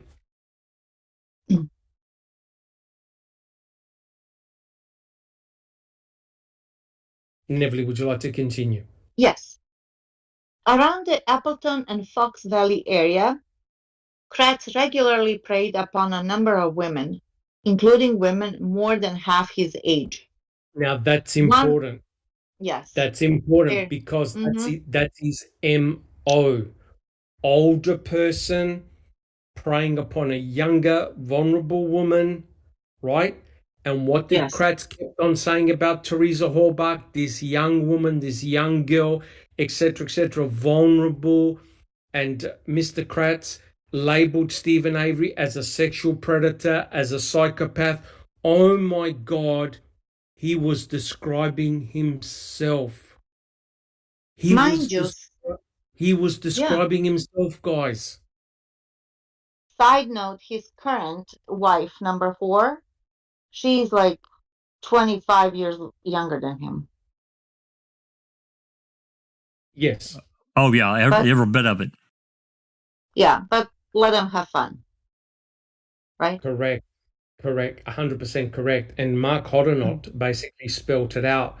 What was in Mr. Kratz's mind? It was power. It was domination. and it was an age difference and a power structure difference, right? Mhm. So basically, he put himself in the place of Stephen Avery, right? So he was having a fantasy of what it was like to be in Stephen Avery's position, but the reality is the whole scenario of what happened to Teresa was in his head, in Mr. Kratz's head. It wasn't what happened, right? He was reliving a fantasy. How freaking dangerous is that? And remember, guys, they brought in the pink fluffy cuffs into the courtroom. What the hell? Jesus. What the Yeah. hell? Alice, do you have a comment? Honey Bear, who's joined us in chat. Hello, Honey Bear. welcome, Honey She's Bear. asking, does anyone know where Kratz was the day that Teresa went missing? Well, there was a famous interview done with a comedian. I forgot her name, but you can find it on YouTube, where she asked him, "Oh, where were you when Teresa Hallberg went missing?" He goes, and he turned red, and he says, "Oh, at least I got an alibi." Yep. Jack 61. Yep. I'm trying to remember her name and I can't. I want to say Jenna something, but I don't know if that's right. Jenna, correct. Yeah, correct. It was Jenna. Now, listen to this. Now, this is only a hypothesis, only a theory. Mr. Kratz obviously had a penchant for younger women, right? No question. You can't dispute that. He also was addicted to sex. What was Teresa Hallberg doing? What type of photography was she doing? Boudoir. Boudoir. Yeah, adult boudoir. How about the hypothesis that he actually contacted Teresa Hallberg and wanted to arrange such photography, in quote, sessions, and In then the his murder latex happened. suit. Yeah, in his latex suit, and then the murder happened, and that's probably why he wanted to prevent anyone going through those voicemail messages. Jack 60, only a hypothesis, speculation, of course. Jack 61. Yeah, I mean, in the reality, it's not outside the realm of possibilities because we don't know. There's so much we really don't know. Do I think that happened? Probably not. But knowing what we know about the things that he liked to do, off the job, it's not outside the entire realm of possibilities. Speculation, It's probably of course. more possible for that to happen than what he said happened to Teresa with Stephen and Brandon. I agree. The reason why I'm very suspicious is because he's already been involved with a ménage trois, right, with the neighbors. That's right. And I hate to say this, what do you think Teresa Hallberg was doing with Bradley checking his wife? That's right. So I know I'm thinking nefarious, but bloody hell, in this case, anything is possible. Jack 61. Well, I mean, that kind of thing happens. I think, it's not front page news, but I think it happens a whole lot more frequently than, what gets advertised, like I say, in the newspaper. But it does happen. It happens all the time. So, and guess what? Teresa is the same age profile as he fantasizes. That's right. True. And I hate to say this, and I know I'm being nefarious, but they confiscated Mr. Kratz's personal computer from his office. And a lot of the pictures that were on his computer were blanked out, but some of them weren't. And I'll tell you what, some of them almost look like Teresa Hallberg. They sure did. In provocative poses and in black dresses, if I remember, and high heels. Oh my God, this is starting to become super mega creepy, right? And so you think to yourself, you go, no, I better recuse myself. This is too close to the reality, his reality. But oh no, he dived deep in. And that will explain all his bizarre behavior. Right, guys? This explains his behavior in court. Jack 61. Yeah, that's right. I mean, again, you think about the various things that he said that Brendan did, and these little niche things that he talked about. And think about hell, I'd actually forgot about the going on a date at the morgue. What? That's coming up. I forgot all about that. So just that's coming up. So you see, Teresa Horbach actually fitted his fantasy profile, and that's the scary. I'm not making this up. You could check yourself. And what did we find? What did we find on the Dassey computer? A folder with a picture of Teresa Horbach. And you think to yourself, is that suspicious or what? Okay, let's continue reading. Let's continue reading. Okay. One was around the Appleton and Fox Valley area, Kratz regularly preyed upon a number of women, including women more than half his age.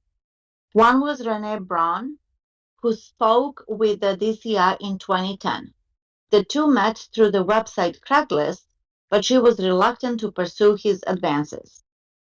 Kratz questioned why she did not like older men, and he told Braun he had money. Braun told DCI agents that Kratz was her father's age, and that was kind of creepy to Braun.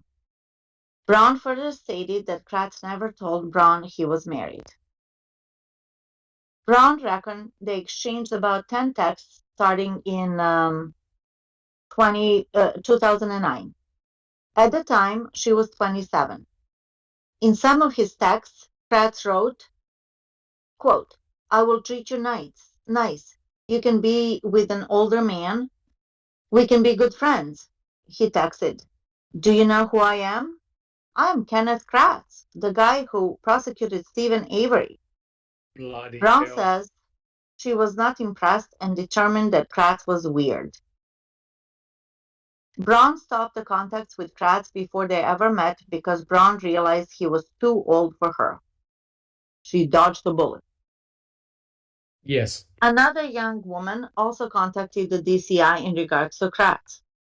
Maria Ruskevich was from Marinette, Wisconsin, and a third-year law student at Oklahoma City University School of Law. Her first bad experience with Kratz happened in 2008, the year after the Avery trial. She was attempting to get a pardon for a previous drug conviction. Kratz and the judge provided her with letters in support of her pardon. DA Kratz wrote Ruskevich back, telling her that she should make an appointment with his office to meet with him. Ruskevich stated that the letters from DA Kratz were very professional. Not realizing she was being manipulated, she eventually came to Chilton to meet Kratz in person.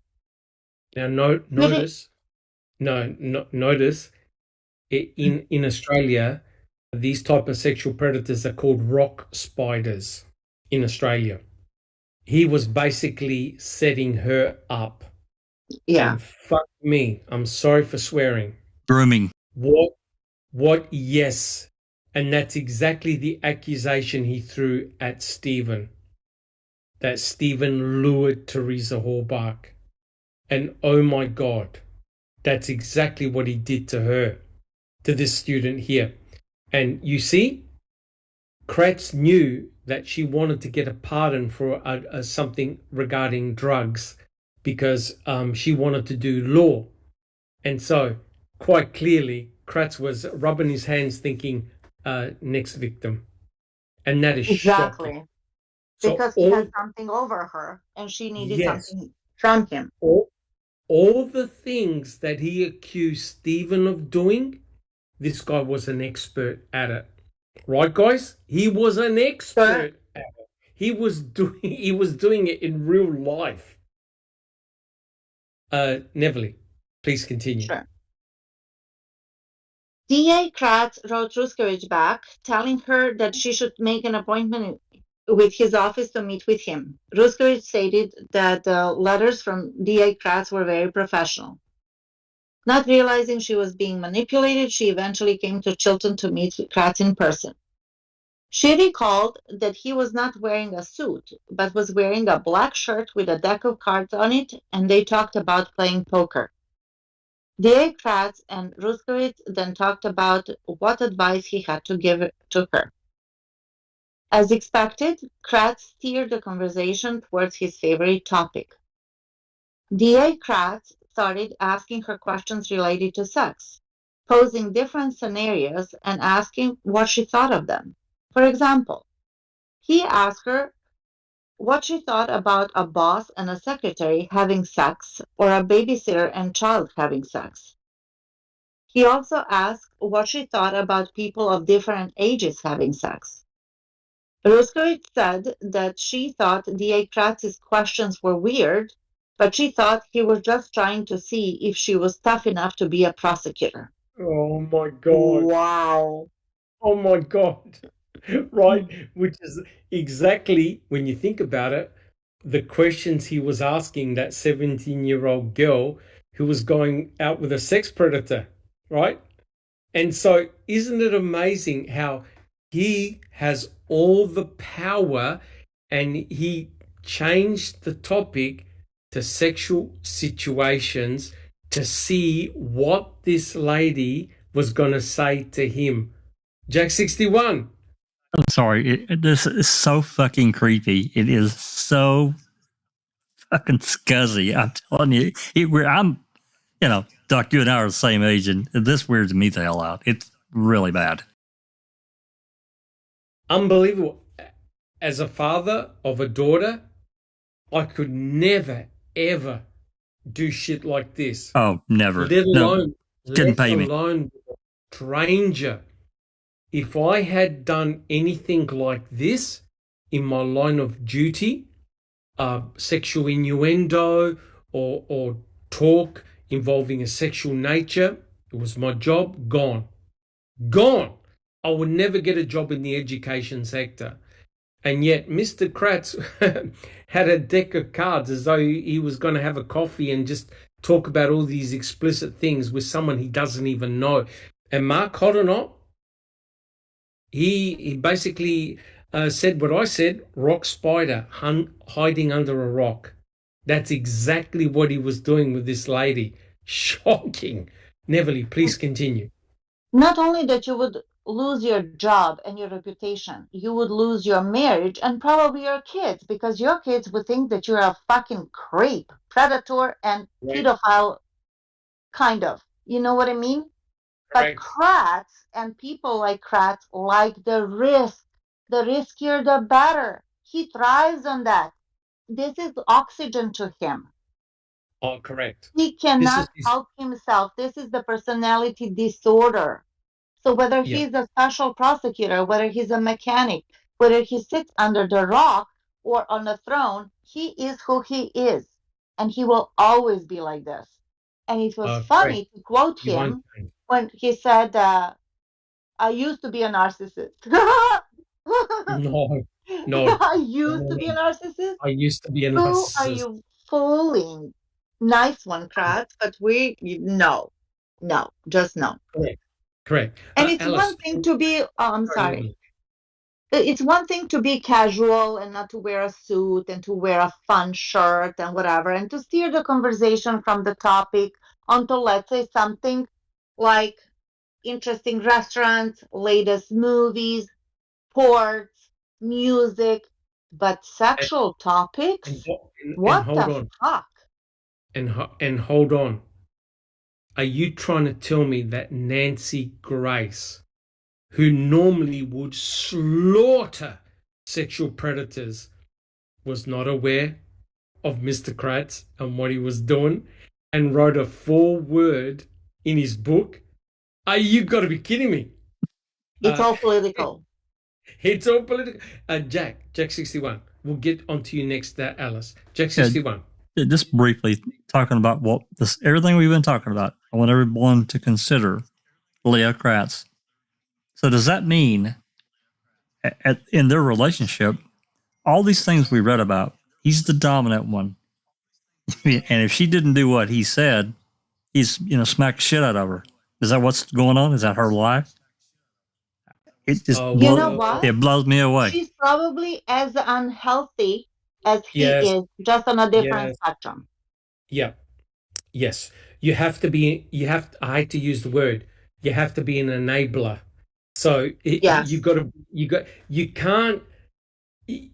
can't ordinarily be in a relationship like that where you're the submissive one. And in actual fact, how about if his wife is an actual dominatrix and humiliating Kratz? In other words, reversing the roles. Mr. Kratz would love it. He would love that, right? So if she felt abused by Mr. Kratz, her husband, she would have left a long time ago. The mere fact that she's still with him, I don't even know what to say. But Well, the thing is, you find your tribe, right? You find your tribe. you do. That's the thing that I wanted to say. Your vibe attracts your tribe for sure. Correct. 100% People like correct. Kratz prey on young women who do not have a lot of life experience, education, or just like maybe even intelligence. It doesn't matter. And I'm sure that he also preys upon the ones who are traumatized already. So their vision of normalcy is completely blurred. And he preys upon that.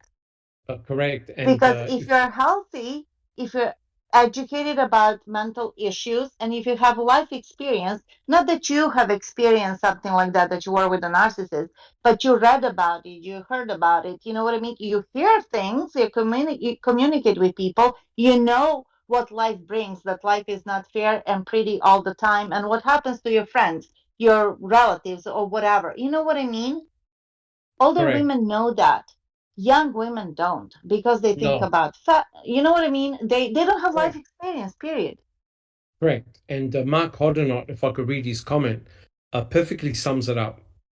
I quote, he targets younger women using leveraged power because no older woman with even a modicum of intelligence would have anything to do with him. Bang. Straight There up. you go. What Mr. Kratz fears is rejection and humiliation. He fears rejection and humiliation. So if a woman basically told him to F off, you dirty old pervert, that would hurt him. But a lot of these younger women, not saying anything bad or nefarious here, they've got stars in their eyes. Oh my God, an attorney, a district attorney is showing attention to me. Wow, I must feel real special, right? So as Neville said, you've got this imbalance of power, whereas an older woman who's had that experience, that life experience, to say, I know what your game is, mate, bugger off. Alice, did you have a comment?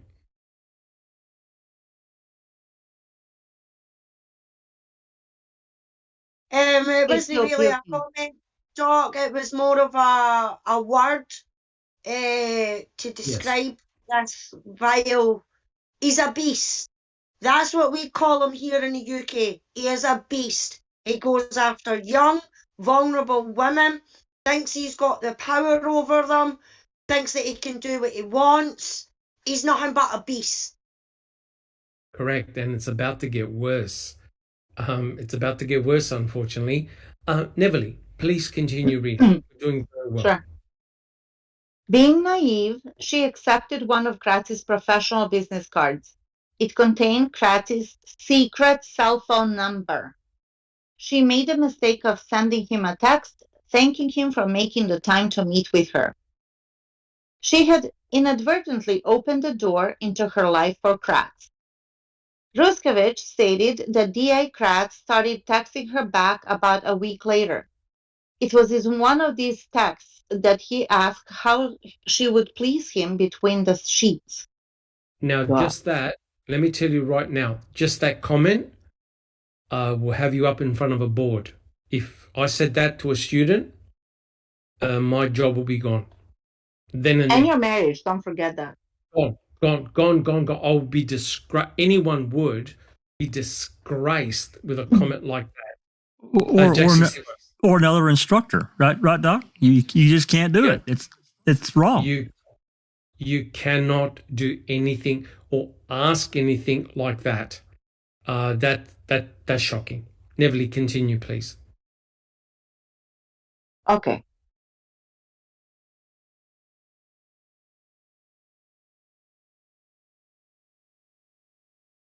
I'm sorry, I lost my. No, with Yeah. the young woman got her uncle. Yeah. The young woman got her uncle involved and later wrote a letter informing Kratz he needed to keep their communications on a professional level. Kratz laid low for about 3 months, and then, like a nasty, prickly yard weed, he reemerged. He sent her a text stating that how they had to meet in person.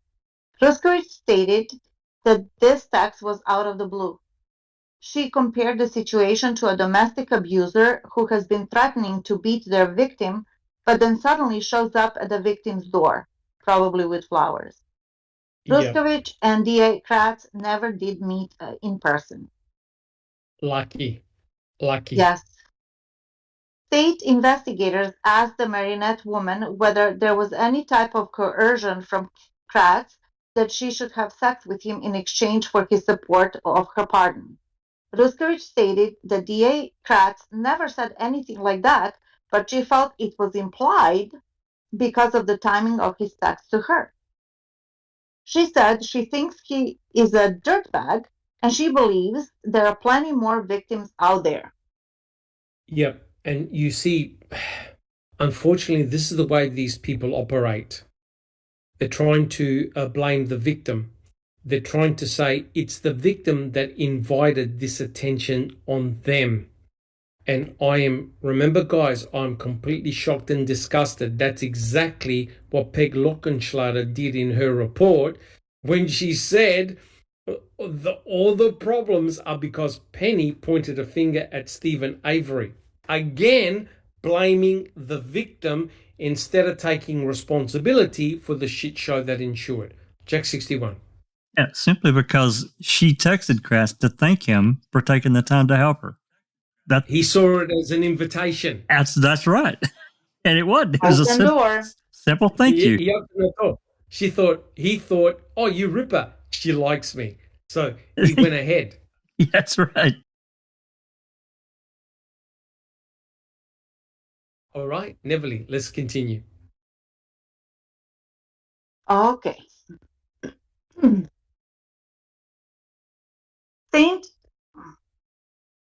The DOJ documents show that Attorney Kratz has rationalized his poor behavior by confessing to various addictions, to Ambien, to Vicodin, to Xanax, and to sex.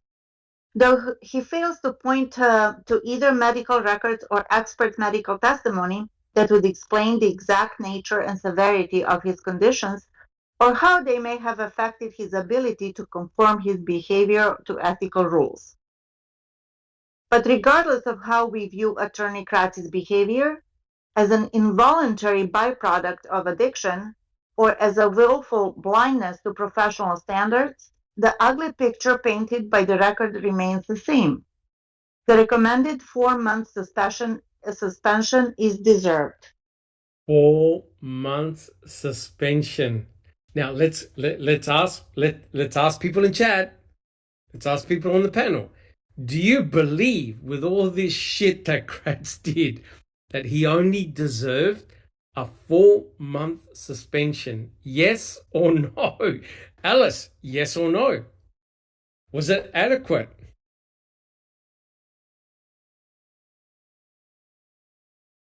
I think Alice just busted her microphone.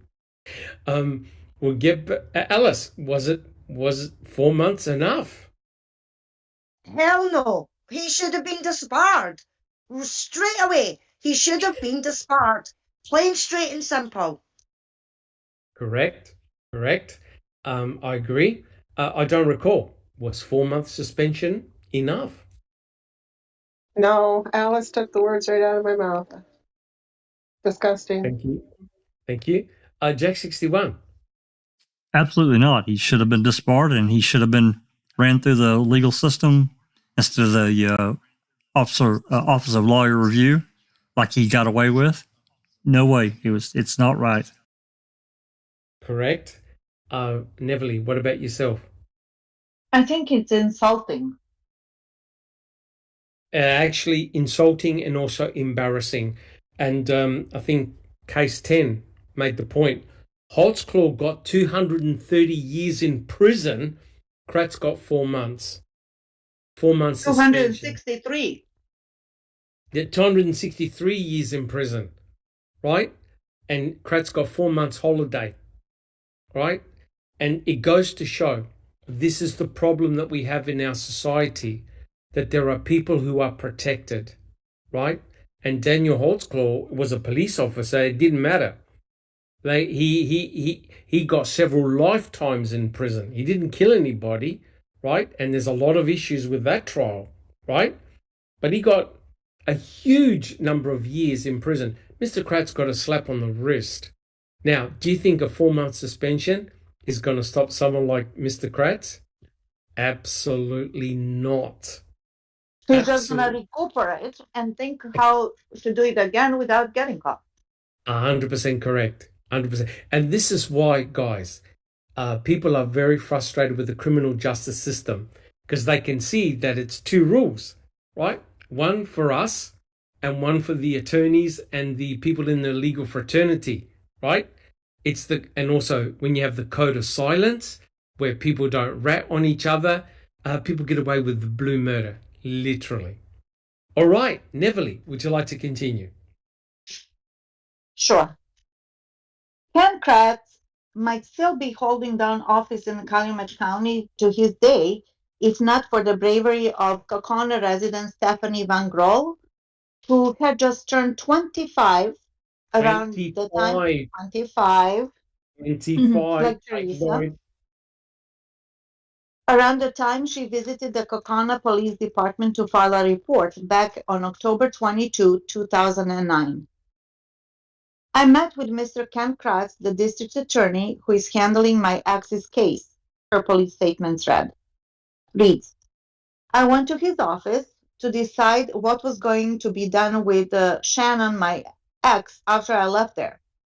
He sent me a text saying that it was nice talking to me and that I have such potential. I said thank you, and I thought that would be it. Since that text, I've received at least 20 plus messages. I talked to one of my friends and they told me to do something about it, so here I am. I'm afraid that if I don't do what he wants me to do, he will throw out my whole case and who knows what else. All right, so notice, guys, it's the same MO. A young woman, a young vulnerable woman, position of power. I'm prosecuting your ex-boyfriend. I can make trouble for you. And if we have a look at the next picture, this is a published photo. So I have no qualms showing Stephanie Van Groll.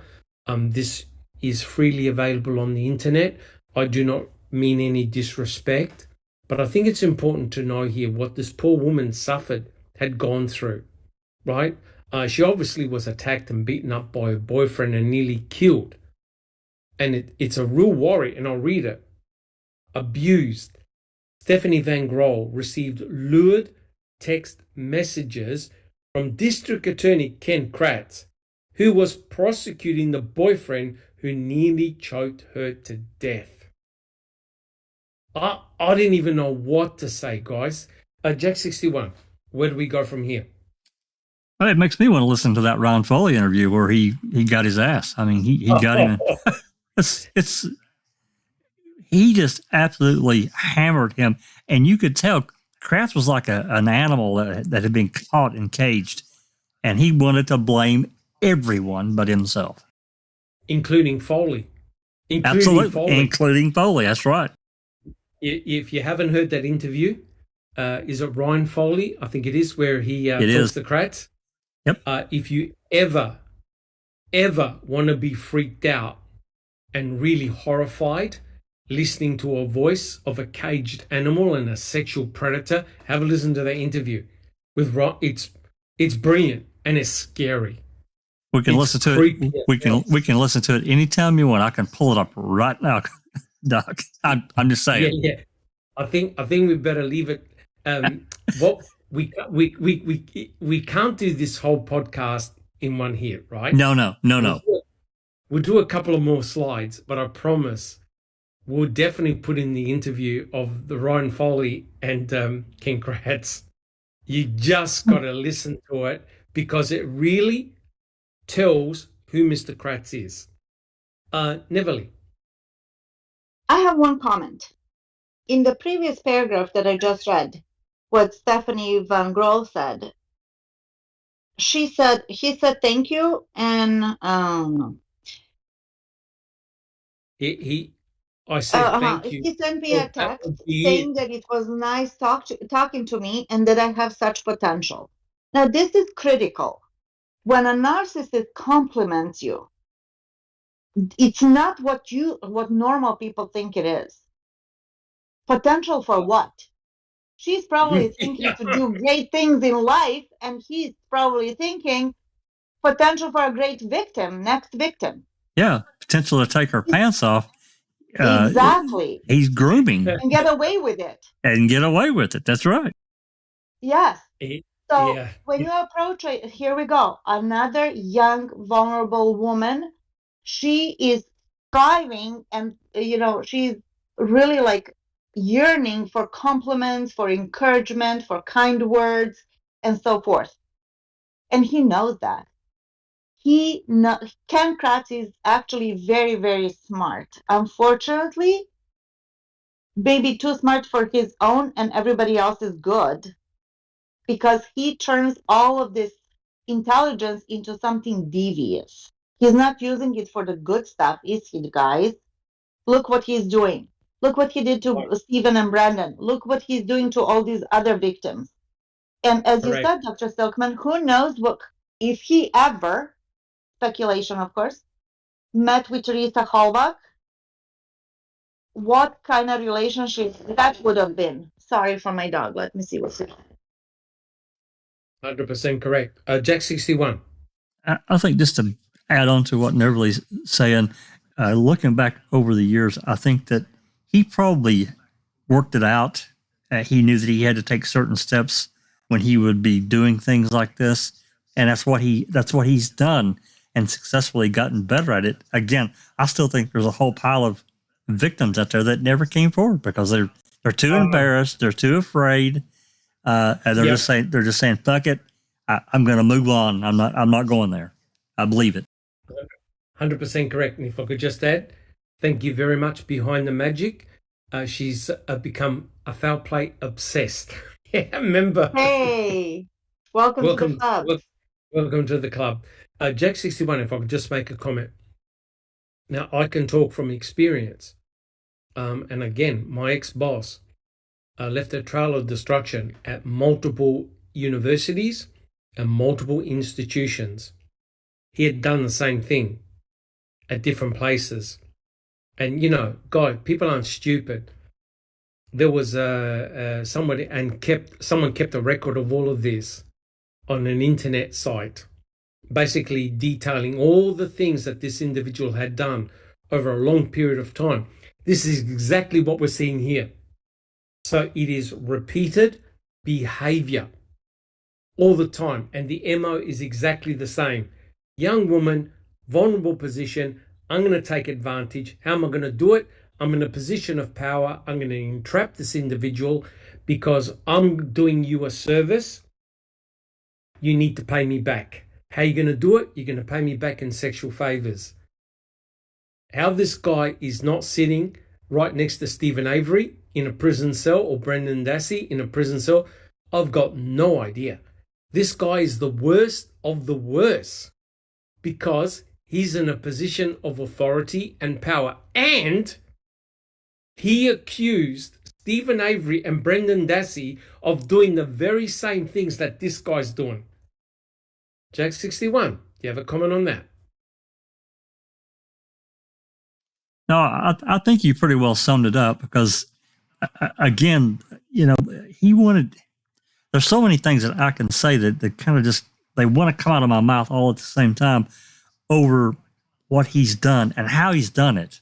Because again, I think he knew in order to do these really deep things to people, just regular like this, this Stephanie Van Grohl. I mean, to get away with what he did to her, again, you have such potential. Well, what the fuck does that mean? You're supposed to be handling my case, so this guy didn't come back and kill me. Well, what do you mean that I've got such potential? It's so, because he wanted to work out a way to get to her. So he's going to give her a compliment. And this leads into what Neverly was talking about. A young woman like that, she's vulnerable. She needs encouragement. She needs confidence. She needs somebody to talk to that's a friend that expects nothing in return. And that's not Ken Kratz. Correct, 100% correct. And trust me, people like Mr. Kratz, they never stop. You can never feed their addiction. No. And just to prove it, Alex Murdoch's addiction, I don't know what he was on. I don't believe the opioid story, but he was addicted to defrauding money and lots of it, millions of dollars, and he never stopped. And he is meant to be a highly successful attorney from a big, prominent family, but he couldn't help himself. The more money he got, the higher he would have gotten. Mr. Kratz would have never just stopped at Stephanie Van Grohl. She was just a line of victims in the sand for Mr. Kratz. That's right.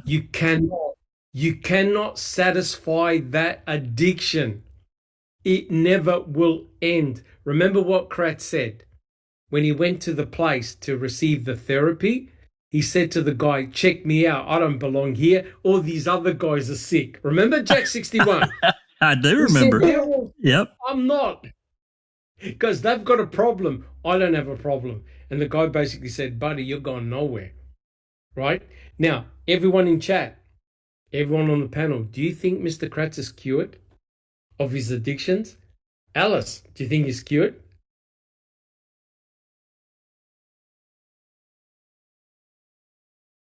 Oh, no. Alice, do you think he's cured? Hell no. Somebody like that can never change. They've always got to find some way or somehow to get their kicks. There is no way that he's gave up on that, unless his missus is putting out more than she normally did, and he's not having to look anywhere else. But no, I think he's still at it. Yeah, I agree. What about you? I don't recall. Do you think Mr. Kratz is cured of his addictions? Oh, no, I don't agree, or I don't think so. Yeah. Jack 61. Thank you. I don't recall. Jack 61. No, and I have to wonder again about Leah. I don't really know her. I just remember a lot of her defense of Ken Kratz. On Twitter and Reddit, there was she was really bad. She said a lot of really terrible things to people. But I have to wonder.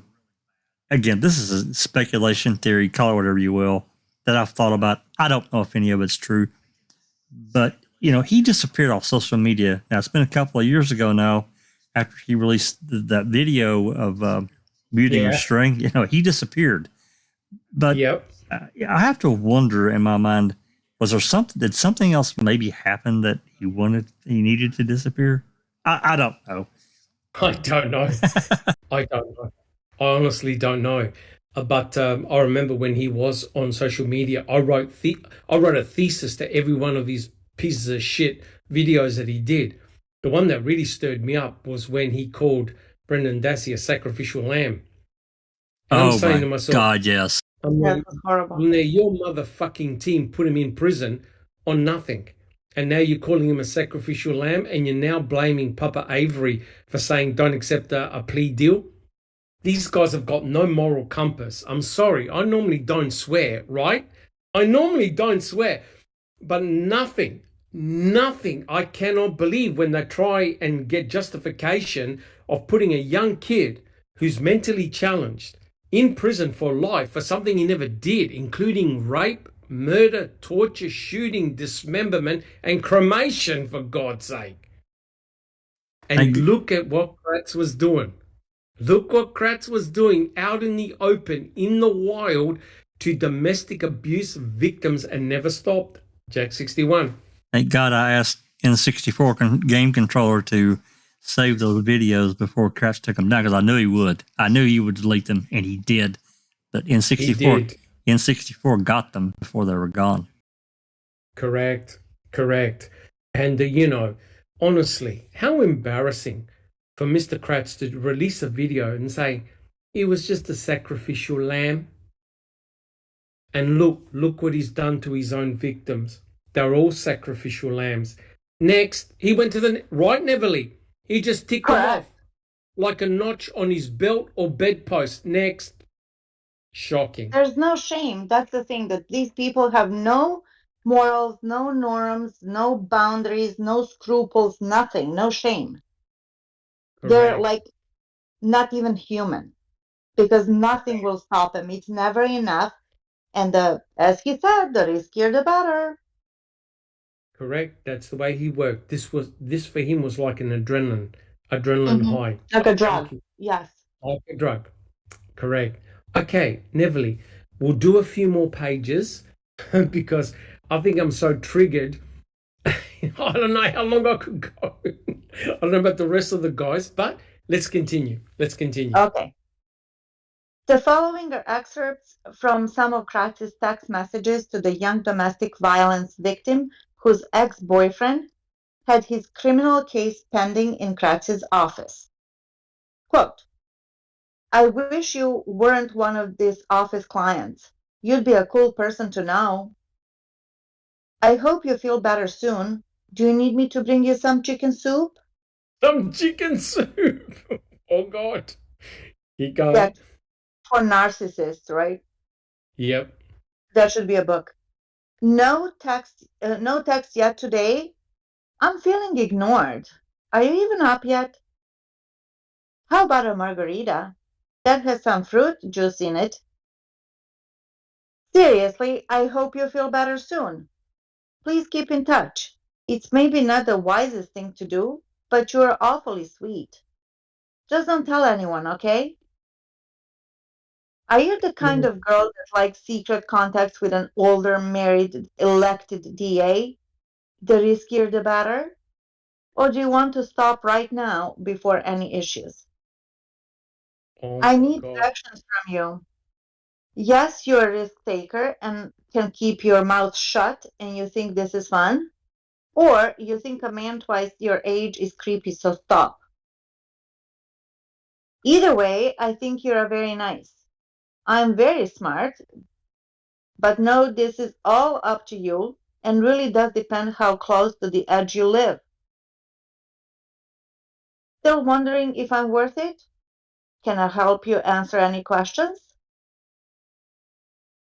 Why would such a successful, respected attorney be acting like he's in 7th grade?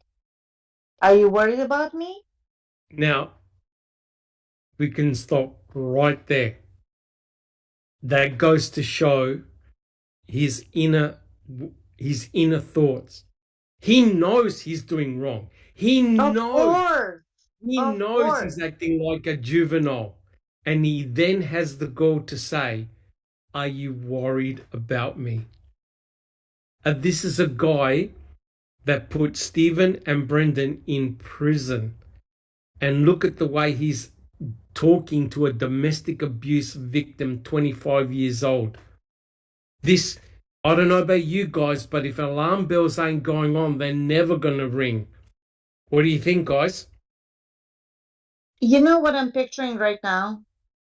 Tell me. Ken Kratz in one of his cheap suits, stained with sweat stains and probably food on the lapels of his jacket, schmoozing with the rest of the lawyers, exchanging ideas, thanking each other, congratulating on, the accolades and whatnot. Hello, my name is Ken. Yes, I'm married. I have a son. I practice in wherever. Oh, yeah. America for all. God bless America, right? And look, right? And look what's going on inside his head. He's This is the real Kratz right here. but yes, but Neville, he's conflicted. He's conflicted. And this proves it, right, guys? He says, why would such a successful, respected attorney be acting like he's in 7th grade? That's right. Are you worried about me? Holy shit. Just that sentence alone, you could do a convention of psychological analysis on just that. He knows what he's doing is wrong, but the bastard can't help himself. Jack 61. And he doesn't want to. That's the No. thing. He's enjoying all of this. That's right. No. Thrilling. It's like, I'll give you an analogy. It's like a diabetic eating cake, ice cream, biscuits, sugar, and saying, I know I'm a diabetic. I know this is going to kill me. Am I bad? He cannot help himself, guys. Jack 61. Yeah, this is a kid in the candy store. He cannot stop, but he knows. You could tell that sentence right there spells it right out. 100%. I can't believe what I'm reading. All right, Neville, let's continue. Sure. Are you serious? Okay, that's it? Are you in a board meeting? You're beautiful and would make a great young partner someday, but I won't beg. I'm serious. I'm the attorney. I have the $350,000 house. I have the 6-figure career. You may be tall, young, hot nymph, but I'm the prize. Start convincing.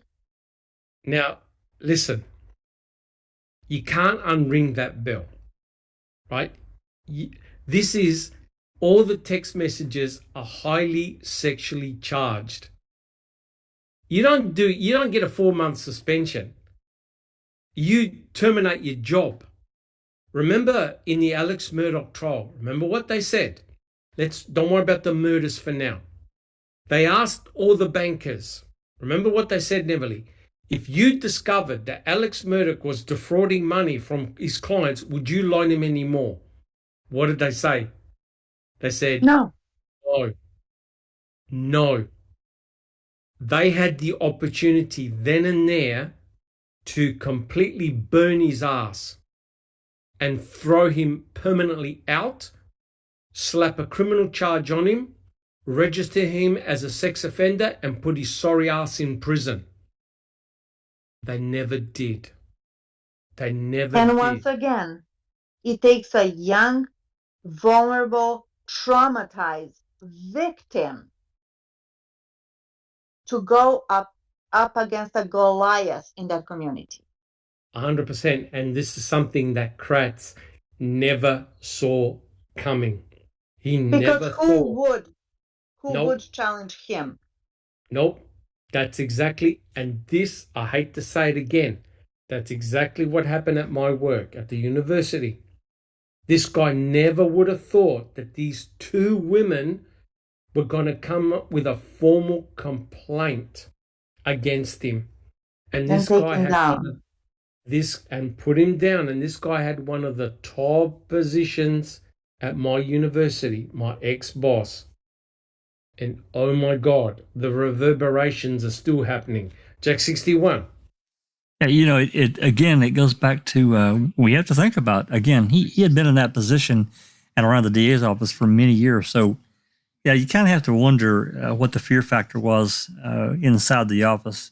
What was the atmosphere, and how did he treat people? Again, I know of many emails and so forth, correspondence. He seemed very professional.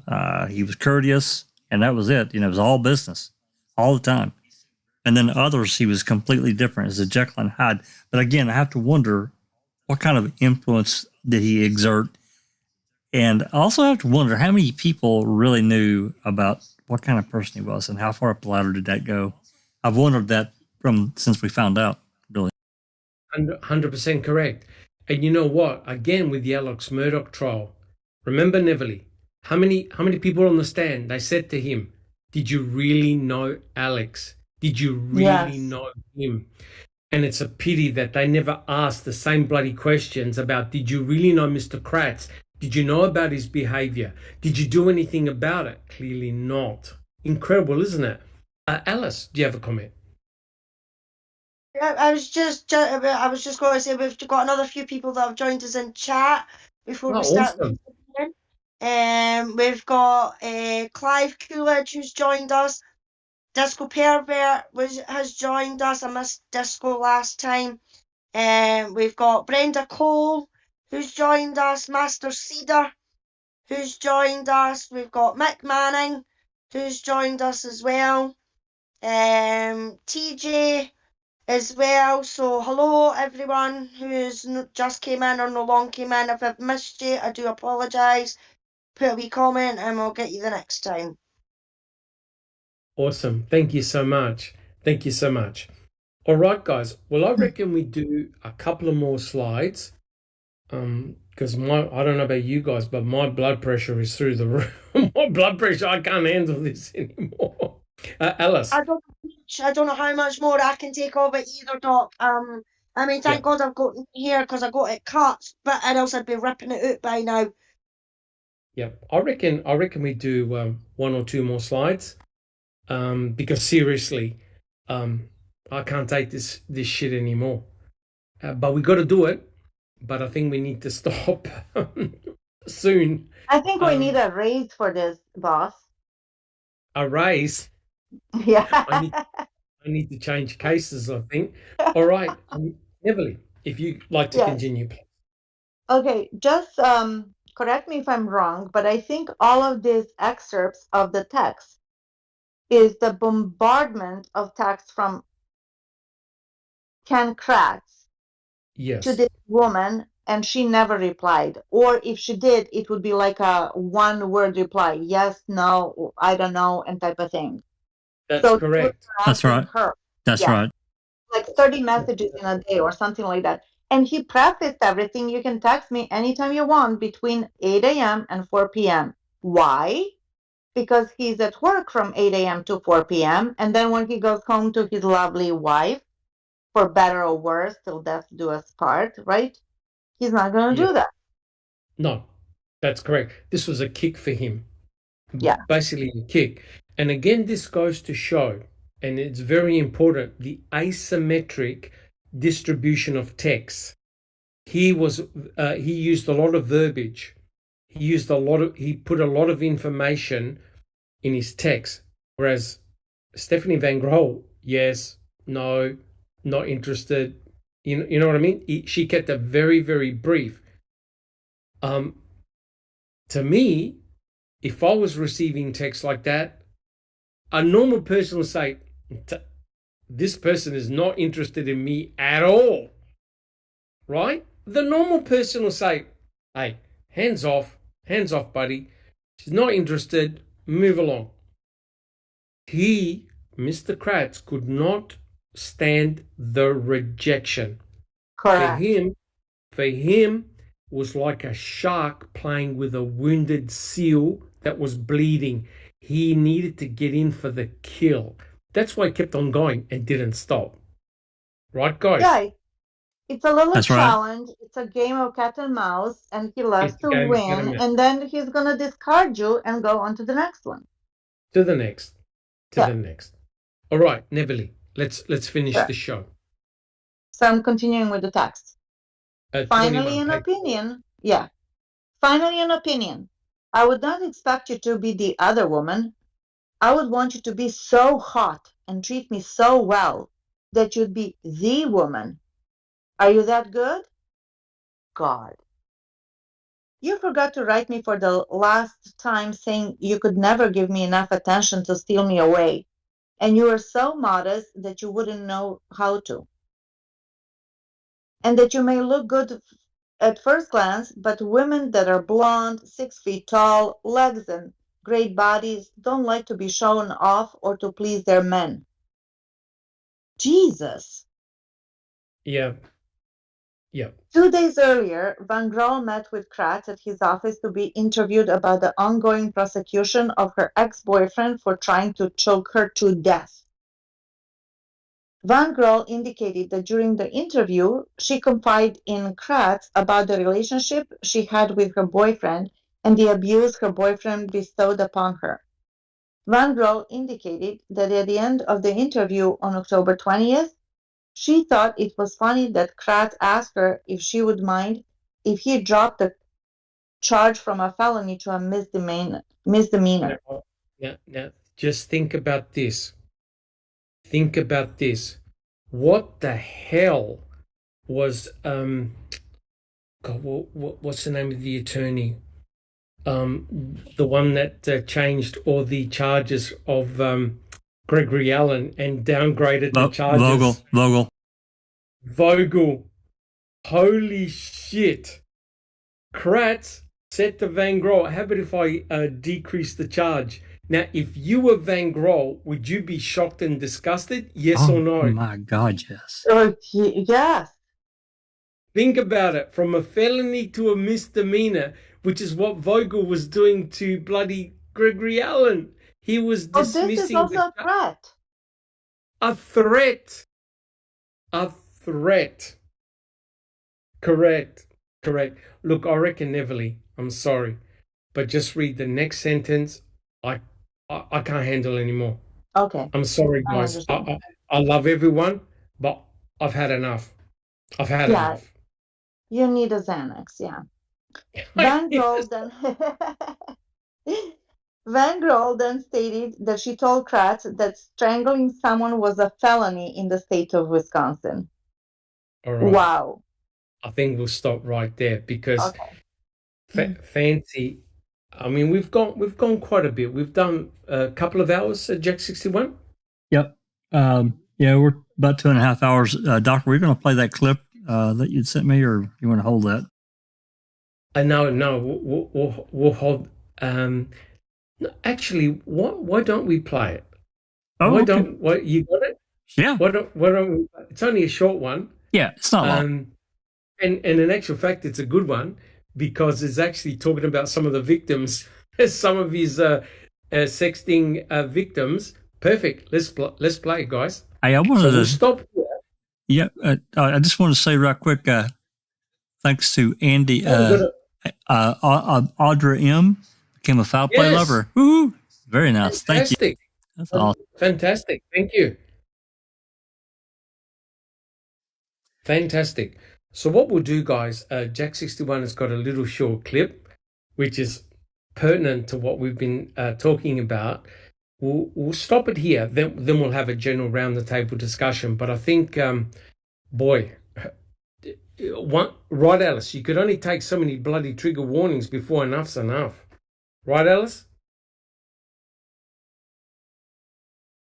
Yes, Doc, 100%. Yes. Yeah. Yes, and my blood is boiling, and it is 22 in the morning, and after that, I have got to try and go to sleep. But I am so angry and so boiled up, I don't know how I'm going to manage it. No, enough. We'll continue this next week, but enough's enough. I can't handle it anymore. Jack 61. Yeah. Anyone that's here in Discord is going to have to unmute YouTube, or you're not going to be able to hear it. So, all right. Okay, here we go. This is only, it's less than 2 minutes. So here we go. It has gone from bad to worse for the DA, who admits to sending sexually harassing text messages. At least 3 women have come forward, and now the governor of Wisconsin may want him out. Wisconsin District Attorney Ken Kratz is accused of sending lewd, suggestive text messages and even offering to trade legal favors for sex. 26-year-old Stephanie Van Grol came forward first. She was the victim of a domestic abuse attack last October, badly beaten by her ex-boyfriend. She says DA Kratz, who was prosecuting that man, sent her 30 text messages, many of them sexually explicit.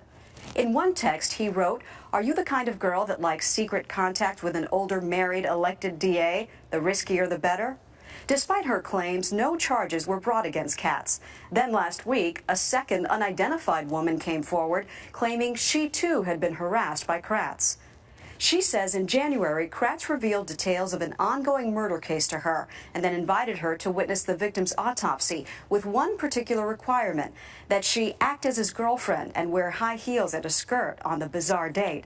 On Tuesday, a third woman, Maria Ruskiewicz, a Wisconsin native and Oklahoma City University law student, brought even more charges against Kratz. Ruskiewicz says he asked for sexual favors in exchange for supporting her request to have a teenage drug charge removed from her record. In one text, he wrote, "What are you going to do to please me in between the sheets?"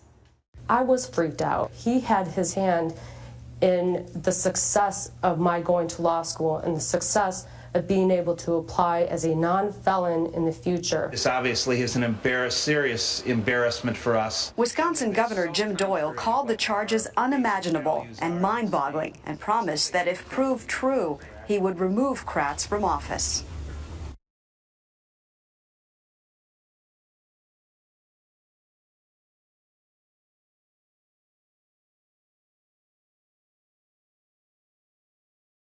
Thank you so much, Jack61.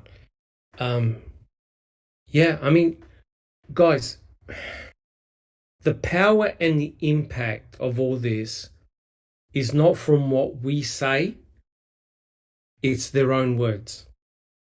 It's their own words, their own actions, where they display their disgust. And as a male, I want to offer my apology to anyone who's ever had gone through this experience as a woman. It's terrible, but I assure you that not all men are the same. Not all men are like Mr. Kratz.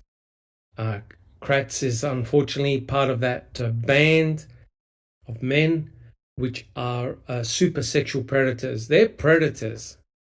Don't get me wrong, they're predators. Most men have got a point where, you know, enough's enough. You display professionalism, you be humble, but Kratz has got no filters. And so the scary thing is how much of his personality influenced the judge and the jury in the Stephen Avery and Brendan Dassey cases. And that's my concern, right? Because Judge Willis and Judge Fox were fucking useless. Sorry for swearing, but they were. You look at the Alex Murdoch trial, look at the judge, and Neville, you'll back me up. Here you've got a judge that doesn't care about your reputation. He's in charge. Whereas Fallon, Garn and Kratz ran amok and did whatever they wanted.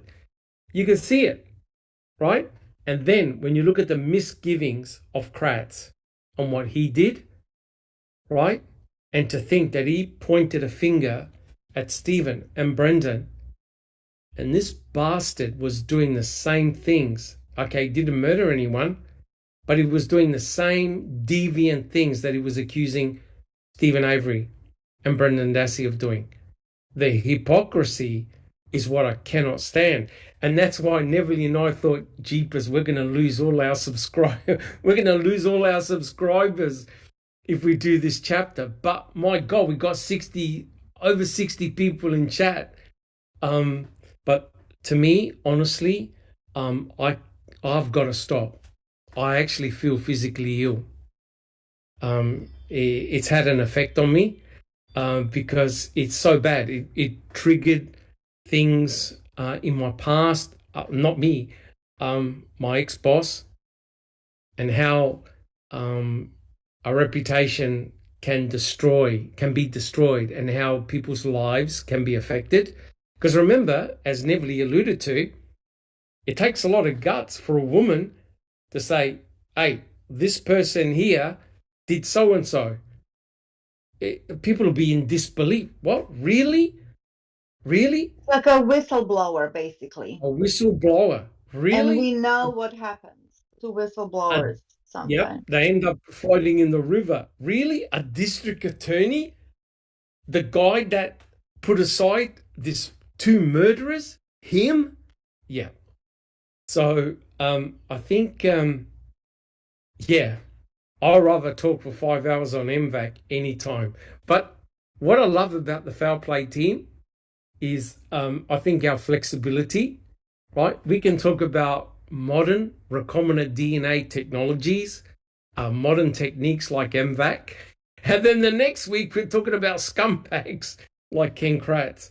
And so personally, I like to thank everyone on my panel and everyone in chat for showing up and asking all your questions. But I just got to stop. I can't hear any more of this shit now. We'll continue it next week. It's okay, Dr. Silkman, it's okay. Yeah, and try and finish the chapter. But don't worry, we'll cover most of the book, and there's some really good stuff. And I can't wait till we get back on the forensic evidence. I really feel that's where we can shine as a group. But let's go around the table and tell us how you've been coming along and how things are happening. Jack 61. Yeah, Doc. I kind of feel like you do. It's really difficult to tolerate and understanding. Thinking it's one thing to sit here and read it and just kind of be this, very not diving into who this guy really is, right? But we have, and we know who he is, and understanding what he did to these young women. And again, it's a speculation, it's an opinion. So many more that we have no idea that would not come forward, and who the hell can blame him? I don't blame him. I mean, you think about her case, Stephanie Van Grohl, and these other. Well, hers got reported. She said to the Kaukauna police, it went nowhere. It literally went nowhere. And then because it got buried, and then finally, however it happened, who knows how Ryan Foley found out, but he did, and he sent the open records request to the DOJ, and that's when shit really hit the fan, right? So, look, go ahead. I was going to say, J61, people, and Kratz, I think, was on the right track. People have political agendas. So you know that certain officers, certain things like police departments, law departments, they leak information to the press. So person A wants to tell a story but hasn't got the guts to do it. So they leak information to a reporter and say, how about putting this in the press and let's see where it goes. And that's exactly what Ryan Foley did. And again, guys, bloody kudos to him for doing it. Because I tell you what, I would have melted into a puddle or smashed the living shit out of Kratz then and there for what he did. Well, so kudos to Ryan Foley for sticking up with that and putting up a fight with Kratz. It's hard to say how he found out. I mean, it could have been Van Grohl or somebody that knew her and knew that her case had just basically died on the vine. And Hollen, was it Van Hollen? Yes, J.B. Van Hollen. He's the one that buried it because he was friends with Kratz. So, it could have been that simple that somebody just called up the AP and said, look, you got to investigate this guy because there's a case out there that's been buried. It's been buried for almost a year. And then that's when he sent it. It could have been that simple. I don't know, though. But anyway, it's terrible but interesting to know and understand the depths of who this guy was. As far as for moving on, got some open records requests in the pipeline and thinking about some others. I know Jinx has got some really good ones that she just released recently from the DOJ, which are really interesting on a number of levels, but really interesting. And then the open mic, because the Super Bowl's tomorrow, open mic has been moved to Monday at 5 Central. And it'll be on Perry Kingsbury. He is at that particular point in time, he was the police chief for the Manitowoc City Police. So we'll be doing that on Monday afternoon. Thanks, everybody, for coming and being part of the chat. It's been tough, but it's good. We got to talk about it. It's been tough, and I'm amazed that we got the number of people here, which is awesome. That support is fantastic. Thank you so much, Jessica. Neville, are you still talking to me after all that crap? Well, I suggested Xanax to you. I just took one myself. I'm kidding, but I need one.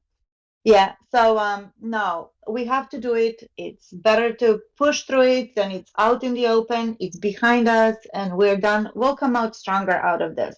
It may be uncomfortable temporarily, but it will give us better understanding of what was going on. And yoga, my friend, yoga for the ageless, he's been just saying all these little things that totally like resonated with me and I'm sure everybody else. He mentioned Len Kaczynski, Brandon's so-called attorney. Remember, he was actually in jail because of his inappropriate behavior with women in his office. He was meowing, harassing women or whatnot.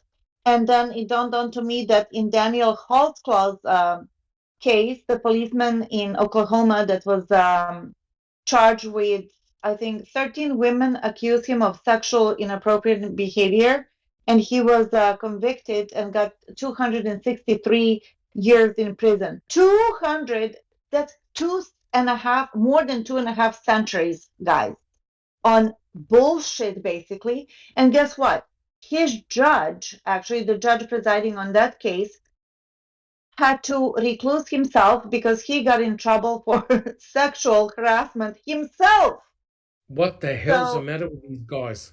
I'm just telling you, it's the power that gives you the adrenaline, the high, and you feel almighty, and it happens every day. So that's why we have to be very careful who we associate with, who our bosses are. And sometimes, yes, we are desperate. We need to get a job, or we're in a situation and we need, an open door somewhere. But if you smell something like this, run. We should teach our kids about that, because I think that us is pretty much all in the same age group, and we have life experience. And if not in real life, then through the lives of Stephen Avery and Daniel and so forth and so on. But in my spare time, I followed the Murdoch's case. Yeah, I know, that's a joke. I diligently, I've been following the Murdoch case. Guys, if you haven't seen Low Country on HBO Max, it's a 3-part documentary about Alex Murdoch and his disastrous life. Yes. And how it affected many, many people and pretty much ruined a legacy of 4 generations in that area. Please watch it. The trial is current. We're going on 4th week and it's just getting juicy. You haven't missed much. But watch that, and then on February 22nd, another documentary on Alec Murdoch is coming out on Netflix, where we're going to have updates, up-to-date actually information, and some YouTubers are going to be in this documentary as well, so we should support them. I'm 100%. so excited. Yeah, because 100%. there's Dr. Silkman, you will agree that there's many parallels of a small community and the power that's in there, that's been there for generations, and how it affects the regular people who live there. You get a better appreciation of how powerful the MTSO were. Yes. Right. And we're talking about back in 1980, in the 80s, right, Jack 61? Then if you watch what's happening with the Alex Murdoch situation, where it was a group of very powerful lawyers for over 100 years, now you can see how powerful the MTSO would have been in that community in Wisconsin, right? Absolute terror, power, right? Stephen had no chance at all. No. And that level, and what is obvious is the power and the corruption, right? And so when people talk about Kaczynski and Vogel corruption, they've got no idea. Have a look at what's happening in the Alex Murdoch trial. You get an appreciation of how they could turn black into white. They can change a testimony from, yeah, this guy was driving the boat, to no, that guy was driving the boat in the boat accident. Or the driver was driving on this side of the road. Oh, no, we need it on this side. Yeah, he was driving on this side of the road. And Ricky Holtz I can't pronounce his last name. Ricky 8. Hochstetter. Yeah. Hochstetter. Yeah. The 17-year-old boy who got run over at one winter night in Wisconsin as well, whose murder, they said it was hit and run by some illegal immigrants and some bullshit. But all the indications point to a certain law official in that area. Well, guess what? In the murder case, there's another case like that when a 19-year-old just shows up dead in the middle of the road. And guess what? Yeah, they say it was a hit and run where in fact it wasn't. So Correct. Thank God you're not addicted there, Neverly. who, me? I can walk away anytime I want. Yeah, that's what I said. Yeah. All right. Okay. Yeah. Right. You guys are funny. Thank you very much, Neverly. Thank you. We have no problems at all. Next we have Alice. How are you coming along? Yeah, I'm doing good, Doc. I'm not addicted. I can walk away anytime. That's why I'm engrossed in the Alec Murdoch trial as well. I watch it on the lovely Claire Views channel. We went to her channel during the Johnny and Amber trial. Yep, and that's how we met. I realised that she was doing the Alec Murdoch trial as well. So I've been tuning into her channel and watching it as well. And I just love her commentary when they're on their 15-minute breaks and things like that, and some of the panel members that she gets up as well. And that case is fascinating. It is absolutely fascinating. It's addicting. You couldn't make it up. You could not make it up.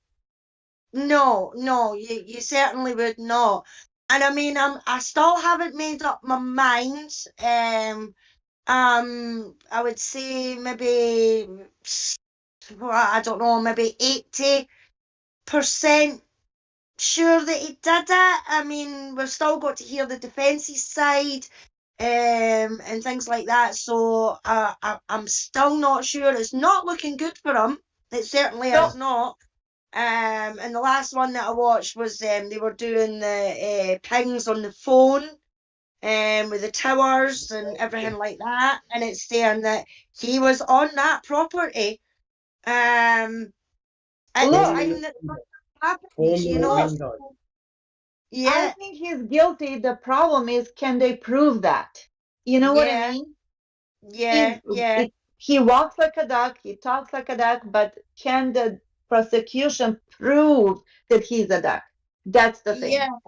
Well, I mean, if anybody who's interested in the Alec Murdoch case, I think it was Doc that posted a video in Foul Play, and it's called, it's done by the Mob Crew or something like that. And what they've actually done is they've done like a reconstruction of how they think the murder occurred, and they go through with shooting Paul and shooting Maggie. I've started watching it, and it's really interesting. And the person who's done it is an ex-cop. Is that right? He does crime scenes. Yeah, and he does crime scenes and everything like that. So, if anybody is interested in the Murdoch trial, I would probably give that a try. But getting back to our one, as far as I'm aware, Doc, we are the only channel at this precise moment that has done as much a deep dive into Stephen and Brendan's case as what we have, you know, with the information and not misinformation. And that's what we are about. So when it comes to doing the vile shit like Ken Kratz, we have to do it. We have to grin and bear it, and we have to do it because that information needs to be out there. People need to, they need to know exactly what this man was like, is like, and what he was capable of. And I still say to this day that March press conference was his fucking fantasies. Everything that he said that Brendan and Stephen did, he wanted to do to somebody. That was in his head. That wasn't anything else. And as difficult for us to do it, it needs to be done. So I'm thankful that we've got the team like we've got who do it voluntarily. I mean, it's not like we get paid to do this. We do this of our free time and everything like that. And I just think it's fantastic that we've got a group like this where other people, I mean, I've seen new people coming into the chat. As you say, Yes. our numbers going up, Doc, as well. So we're doing something right, you know. And even though some of the things that we cover, you know, the injuries that Teresa sustained, the murder of Teresa herself, the vile shit with Kratz and everything like that, and the fact that we do not sugarcoat that Stephen wasn't an angel. He was not an angel, but he should not be in jail for what he's in jail for.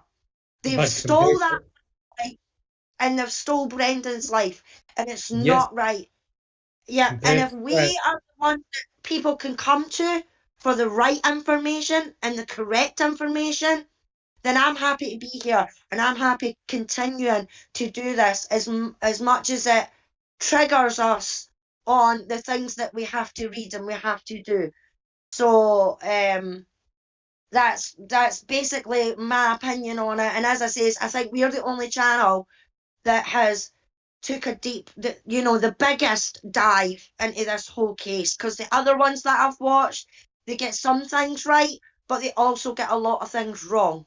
You know, it's actually very scary. It's actually very scary.